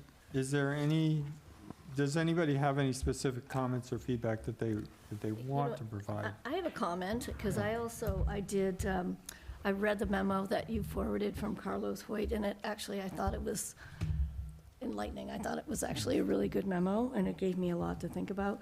When I looked and reflected here, which, by the way, I think you did a great job putting this together, categorizing it, simplifying it. One of the things that struck me, he spoke a lot about he made some important observations around the feedback, structured feedback from schools, youth, and families, and need to leverage some of those parental communication channels. And it strikes me that we still have this, the town is doing this, and the schools are doing that, and we're not bringing things together. And I don't know how to put that in the charge, but in our coordination, collaboration, I'd like something that's more structured with the school work. And, maybe it's separate, and maybe it's a joint school committee and select board goal to find better ways to integrate on this topic. I don't have a solution, it's still bugging me that we That's just a good don't point. have And that time. the DI Commission is working with the schools and meeting with the schools, but I think your Yeah. question, should we elevate that coordination? Yeah. Would that be helpful? But I you just- know, there is We more- could tweak more- the membership in that direction. I mean, we could do something like look for a school committee member or some Yeah, version of that. It's the new it's a thought. good idea. So Mark, I didn't have, I gave you, I think, some wordsmith Yeah. comments on some other On sections. some of the, Yeah, there yeah. might be a couple other, like, but I don't have anything like, take that out, Yeah, rewrite that, but I had some wordsmith things that I think yeah, I'd like you to I consider. saw those Yeah. and decided not to try to That's fine. get down to that But level yes, just yet. yes. Yeah. But so, in terms of the substance of what you've created, like, big picture, no, I don't have Yep. any other comments All there. right. Anyone else? Should we take some public comment on this? Yeah. Okay. I see hand raised. All right, I see a hand raised, and if you're in the room and you have a comment on the draft and have had a chance to look at it, you'd be welcome. I'll call on Scott Smigler. Hey, everybody. Can you hear me? Yes. Yes. Oh, good. That's been a long meeting, so thank you all for indulging done. You the noticed that. comments. Yeah. It's not over yet. Yes, Yeah. I did notice, and I have been paying attention. So, a couple things. So one, I just wanted to ground us a bit. Going back to summer, as a select board, you decided to update the charge of the DEI commission that obviously you oversee. You asked that it explicitly include anti-Semitism, and we all know this came following a number of serious reports, concerns in the schools and in the broader community. And now, 5 months later, we're here and that's still being debated. And the fact that just adding the word anti-Semitism became controversial, it's a learning moment. It should prompt reflection. And I say that with humility. I think, you're taking a step back and say, like, was that even the right thing to be doing in the first place? Like, doing it that way versus a different approach. I think it's a fair conversation to have. And I think the document you have in your meeting materials is certainly an upgrade to the prior version, but now we're like rewriting the whole mission of the DEI simply because we wanted to include anti-Semitism. And I know that I say this with humility because for a lot of us who've lived these types of issues our entire lives, these are not surprises. But I also know that for a lot of people that haven't been confronted with these types of issues, it can feel pretty new. So my ask is that even if you decide to proceed with the updated charge, you do spend some time and look at why did it stall, and at the same time that you proceed with an updated charge, you also look at adopting a definition of anti-Semitism, because as we all, I hope, know by now, anti-Semitism can be very difficult to name. It's very subtle. And I'm just firmly convinced that you can't solve a problem if you can't name and define it. And when the Mass State Special Commission on Anti-Semitism did its work, which obviously was co-chaired by Representative Cataldo, they came out and they recommended the adoption of this framework as well. And as I say this, I do want to add some context. You mentioned the Wednesday DEI meeting. There were materials that were included in the DEI Commission packet 2 meetings ago that did include language that was submitted by the public that involved the characterization of Jewish people in our community and the minimization of concerns regarding anti-Semitism. And many recognize the framing that was used as reflecting classic and historically dangerous anti-Semitic tropes. And I just have to say that because something that I felt and I know many people felt. This followed the testimony that we heard this past summer from Jewish students in front of you, a local business owner as well who was publicly singled out and accused of complicity in violence for no other reason than because she was Jewish and she had a product in her store that somebody thought was made in Israel. And it comes amid real world violence and threats of violence against Jewish people abroad and close to home. And at the following the DEI meeting that was last week, we heard further minimization in public comments, with Jewish community members effectively told, including by guests from other communities, their concerns about anti-Semitism in Concord were essentially illegitimate. That's how I and many people interpreted some of those comments. Maybe they meant well, and maybe they have a different framing, but that was how it felt. And so what's most painful about this is remembering those young people who spoke to you directly and shared the climate that they're forced to endure every day. And that's worse, that's harder than these things. And I think we all should just keep that at the center. And so we know anti-Semitism is subtle and clever, and that's why we need a definition like IRA. The IRA framework is the most widely adopted tool for identifying anti-Semitism against Western democracies. 37 states, including Massachusetts and nearby communities like Sudbury and Acton, have adopted it. It's non-binding, and its purpose is to help institutions recognize patterns. It's a tool. Now, there are a few people arguing that IRA chills criticism of Israel, but in jurisdictions that have adopted IRA, including most of Western democracy, criticism of Israel is common, it's public, and it's often severe.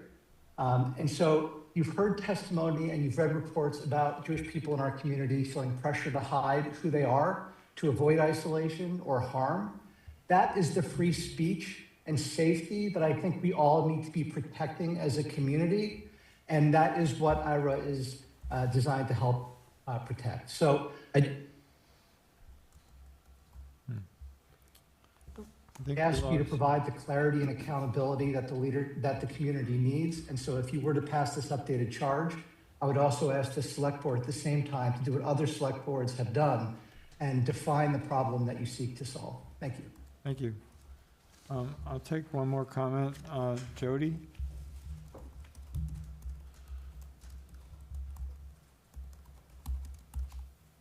Hi, thank you for, hello again, I should say. Thank you for taking my comment. I'm gonna be brief. I do want to, like Scott, I want to do some grounding just to, this is a point that I think we've discussed before, but it bears repeating. And that's simply that being Jewish is not just a religion or an ethnicity, but it's a peoplehood. It's a shared history and culture, ancestry, regardless of religious practice. And this is important because anti-Semitism doesn't just target Jews based on their religious belief, but rather it targets Jews as people. And as a result, Jews of all backgrounds, whether they're secular, Jews of color, atheist Jews, they're not affected. I think people would be shocked to, go to Israel and see all the Jewish people that are entirely secular. That has nothing to do with religion for them, even though culturally there's all this. And that gets missed a lot here. So with that grounding, I just have two specific things. One is that I want to really encourage a select board to explicitly name anti-Semitism in the duties and responsibilities section of the charge, of the DEI Commission charge, because I want it to have teeth. And while the draft acknowledges anti-Semitism in the background section, including it in duties and responsibilities is what gives the commission the ability to actually act. This will help make it part of the work plan, help with budget allocation, creating accountability through reporting, and also hopefully facilitate some education and partnerships with community organizations. Without the specific inclusion, it remains very broad and limits the Commission's ability to prioritize the work. So that's the first. And then the second, Mark, as you were actually saying when you kicked off this portion of the discussion, I really respectfully ask the board to consider adopting a standalone resolution recognizing anti-Semitism and affirming a clear commitment to condemning and combating its rise. I've put this in writing as well. And I say resolution specifically because my understanding from a governance perspective is that a resolution requires a vote and has more heft than a proclamation, which is more of a statement. And I think requiring a vote and will help also put the resolution in establishing more of a policy direction. So I would really like to see it from a resolution standpoint. I'm very adamant that people see us more as than just Holocaust survivors, but I will say International Holocaust Remembrance Day is coming up at the end of the month. It's on January 27th every year. And many towns have actually used this day to formally recognize the day to reinforce their commitment to confronting anti-Semitism. So regardless of whether or not a day of remembrance is leveraged for this purpose, Concord really does need to send a very clear message, a standalone message, that doesn't diminish others, but just highlights this moment in time that Jewish residents are safe and valued, that our town remains committed to dignity, safety, and belonging for everybody. That's it. Thank you. Thank you, Jody. Anyone else? Okay. Given that, any other thoughts? Okay. There's a lot there. There is a lot there. I do think moving separately on a resolution. Resolution, yeah, something. makes sense. I understand the difference between a proclamation and resolution. Thank you, Jody. I think that's important, and how that, and Supportive of that. I think the IRA definition, if you read it, is pretty straightforward, and it's very helpful educationally in defining the issue. Yeah. And that's why, Simon and Cataldo and the state has adopted it. So I think somehow combining that into the resolution. And hey, we have a select board meeting the day before January 27th, so that would be good timing as well. Okay. Good. That's an interesting suggestion we can work on. I did want to, what I was looking to sort of institutionalize around the DEI commission itself is the notion that it would collect information about what's going on in town over time and develop plans to specifically address what it determines is going on in town over time. So, to my way of thinking, the mechanism that's being created by this charge is one that, nobody that was making a list of priority areas for the DEI commission to work on today would skip over anti-Semitism in any case. But I do appreciate the suggestion and about naming it explicitly here, and I have heard from a number of different directions that only mentioning it in the background seems insufficient. So I just wanted a sense from this board of how do you guys feel about that? Well, I guess it goes back to naming everything again, right? So Yeah, we I had a mean, very extensive The separate resolution intro. makes total sense. Yeah. Well, that, If there's, yes. and, Mm-hmm. that makes total sense, I Okay. think. I think we should do it. I think it is. But, rather than naming everything, I mean, think, we're Concord, we're not the entire country, and so every ism is not relevant to us right now. There are certain anti-Semitism, racism, homophobia, and a few others. Yeah. So it'd be worthwhile kind of, without insulting anybody or excluding anybody, let's look at the town and what is, in the recent past, what has really hit us. And, that's what this DEI commission should be looking at. It's not everything. The charge asks them to do, too. It's what Yeah. the charge asks them to do, Yeah. too. It Michael? does.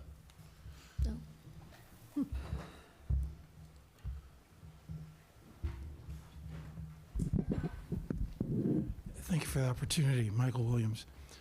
I actually do think that every ism is important in that if one operates from a posture that we are all responsible for each other, it automatically flows from that regardless of your orientation, your identification, your race, your color, or your religion, if I see harm coming toward you, it's my responsibility as a good individual, as a good human being, to protect you. So it doesn't necessarily require that we name every ism. But we have to, as our base responsibility, acknowledge every ism and be prepared to stand in support. Now, I don't know how you do that, Yeah. and that's why you're sitting there and I'm not. But I think that is crucial. So I have to take issue with that in some way, we have to be cognizant of every ism, but commit that we're going to address every ism as we see it, as it presents, That's fair. so that we protect and uplift and support us. Yeah. Thank you. Yeah, the materials that Carlos Hoyt brought to the meeting included a chart that he has created, I believe, called the Cauldron of Social Bias. And the comment on social bias is every ism is a version of the human tendency to reduce complicated beings to members of narrow, essentialized social identity groups, to rank the constructed groups as better or worse in various ways, and to favor or disfavor perceived members accordingly. And so, allyship, coalitions, and not competition, by seeing past the confines of reductive, essential social identities and realizing that bias is bias no matter how it manifests, we are able to respond to any and all forms of bias against any and all social identity groups as variants of a single malady, social bias, and act in powerful coalition instead of as separate groups of people who must keep to their own and look out only for themselves.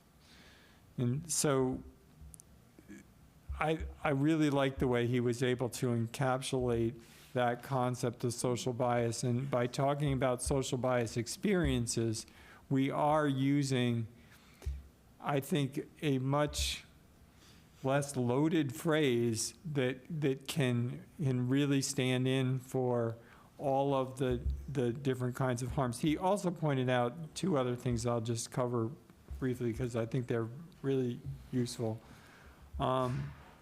One was that if we talk about an incident reporting system, we should be trying to capture positive and negative incidents. Right. Balance.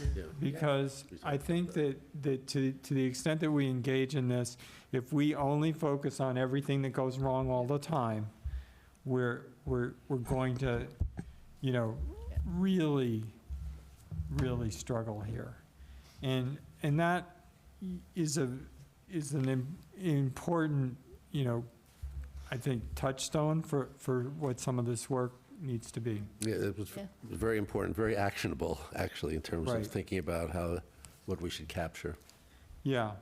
So, as you can tell, that discussion, I thought it was exactly the kind of thing that needs to be expanded and taken. I know there's a focus group. I believe that your team is also running tomorrow night. I was going to mention, yes, there are two focus group sessions, one tomorrow night and another on February 2nd.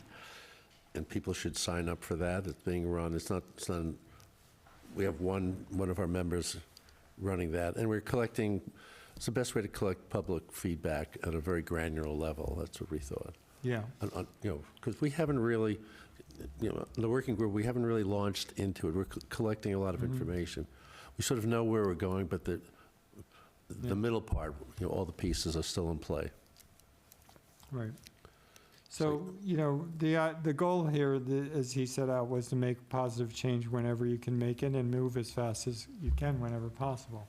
And so I think that, we do have a tendency, and I think Mr. Smigler was talking in this direction, we can't let the perfect be the enemy of the good here, and we can really get sort of tied up in those things, and we need to take these steps, move into the framework of understanding the social bias, because most of these things that are going on are not hate crimes. They don't rise to that level, but they are social bias experiences, and they cut across a very wide array of social groups. And so that's kind of what I was trying to frame this when I say I want this charge to be durable. I'm thinking about it in terms of that. Like, I don't know what's going to be, in front of the DEI Commission in 2 years or 3 years from now. Yeah, and our slightly wider aperture here is that we don't have to solve every Right. problem in the DI Commission charge. Okay. There's been suggestions about resolutions and other things. We don't have to solve everything So- within that. Yes. So I'll take the action to, you know, incorporate some of the finer wordsmithing and bring something that we'll propose to vote on for the next time around. I think we spent enough. And how do we make progress on a resolution or what that, Yeah. I mean, I don't. I think we need to, I think do we have staff- any volunteers for drafting, think- or do I get I to do think that too? Carrie's volunteering. I'm happy to work with Paul on this one. I I'm on would vacation just, for the next 2 weeks, but Oh, I'm that's happy to right. call in. I'm happy to help. yeah, okay, I'm happy to work with Cameron on Okay. this. And then, I'm happy to have you happy. I just want to mention, and I'll do some checking into a resolution, but a resolution to me is a legislative act. Yeah, And I do understand Jody mentioned a vote, so the board certainly could take a vote, but whether you have the authority to actually do a Yeah, resolution, we just and have for the to. record, we vote to adopt proclamations, so there is a We'll have vote. to figure out And what's the we best. do include the words resolved in Resolved, proclamations as yeah. well. And So it's remember, plagiarism is the greatest form of flattery, and there are other Yeah. towns that have Yes. done this exact thing, so So we can we'll- take a look at what they've done. Yep. All right, work together. so we'll look to work those two items into the next one. Okay. Right. You know, at one point I looked up and we were pretty We were good on on time. time, but somehow, the Beatty Center, maybe. No. It's not the Beatty Center. Wasn't the Beatty Center. Okay.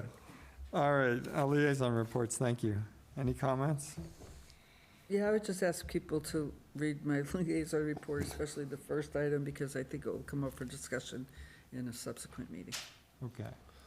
So just a comment on that, though, Mary, I certainly support that, because at the Housing Roundtable, Yeah? there was a comment about the goal was to build 4 units because it was just under the threshold for the water treatment, right? So the sewer treatment limit, and that, so it just occurred to me, if we can build more units for the same price, we should. The sewer permit Yeah. is for 9 bedrooms. It's for 9 bedrooms, so how Okay. you configure those bedrooms into units is what they're working. That's what the issue, okay. That's what So they're it working. really, okay. So but- it wasn't 4 units, it was 9 bedrooms. But should But my we- point should was we it be was- constrained by that? It was constrained by the sewer capacity. I'm like, that's what I was concerned about, because why are we doing that? Like, if we can do more for a certain Oh, amount of I see what dollars, you're why are we limiting what we can do? Yeah. Because of the I know 9 there is a bedrooms. limit, right? No, I agree with what you're saying. I think we should push it, but the 9 bedrooms is what can be approved administratively. Anything Right. over that would go to the PWC. That's right. That's right. That's where Yes. that Oh, comes from. yeah, Yes. okay, Okay, well, but we Good. same That's- point. Still- That's the right way to say it. Right, but you know, is the PWC that The limiting big a factor. hurdle that we should sacrifice the ability to get more housing units? And- Just- But drive there's the other cost down constraints per too. unit. There Yeah. are other constraints. It's Okay. wetlands, so there's parking. Yeah. So But it's not the idea is just- to maximize, right? So is 9 is That's what they're going to be maximizing. looking at. Okay, How do we good, maximize good. the number of units at that, given the Good. constraints? Well, Elisa's here, and she knows more than. Yeah, no, Well, they're How working can on we- it, that's the how- important. Right, we're working on it. So there's wastewater, and there's Yep. also wetlands. Yep. So Alright. we're going to try to get as much as we can.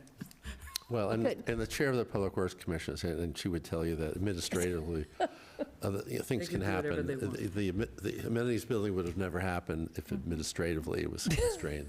Yeah, okay. Reality. So All right. Good point. let's see if Okay. it's possible to do a little more. Okay. Yeah, exactly. Okay, Good. good. Any other Is that it? comments on liaison reports? I just want to reiterate 2 focus groups, one tomorrow night, one February 2nd. Urge the public to sign up. They'd be very interesting and informative. And also the honored citizen Yeah, Yeah. nominations, which I Open. mentioned much earlier, due January 30th, Okay. nominations. Okay, Good. So- great. all right, would you like a, Yeah, I would like a motion. We're going to close the open meeting portion of this and head into executive session where we are going to discuss acquisition of real properties, including MCI, Concord, and potential others. Okay, so I move to enter into an executive session at 9:20 and not return to open session. Second. Roll call? Oh, yeah, Mr. Bohm, Aye. Ms. McKenna, Aye. Ms. Hartman, Aye. Mr. Howell, Aye. Ms. Ravelli, aye. Okay, we'll take a couple minutes here.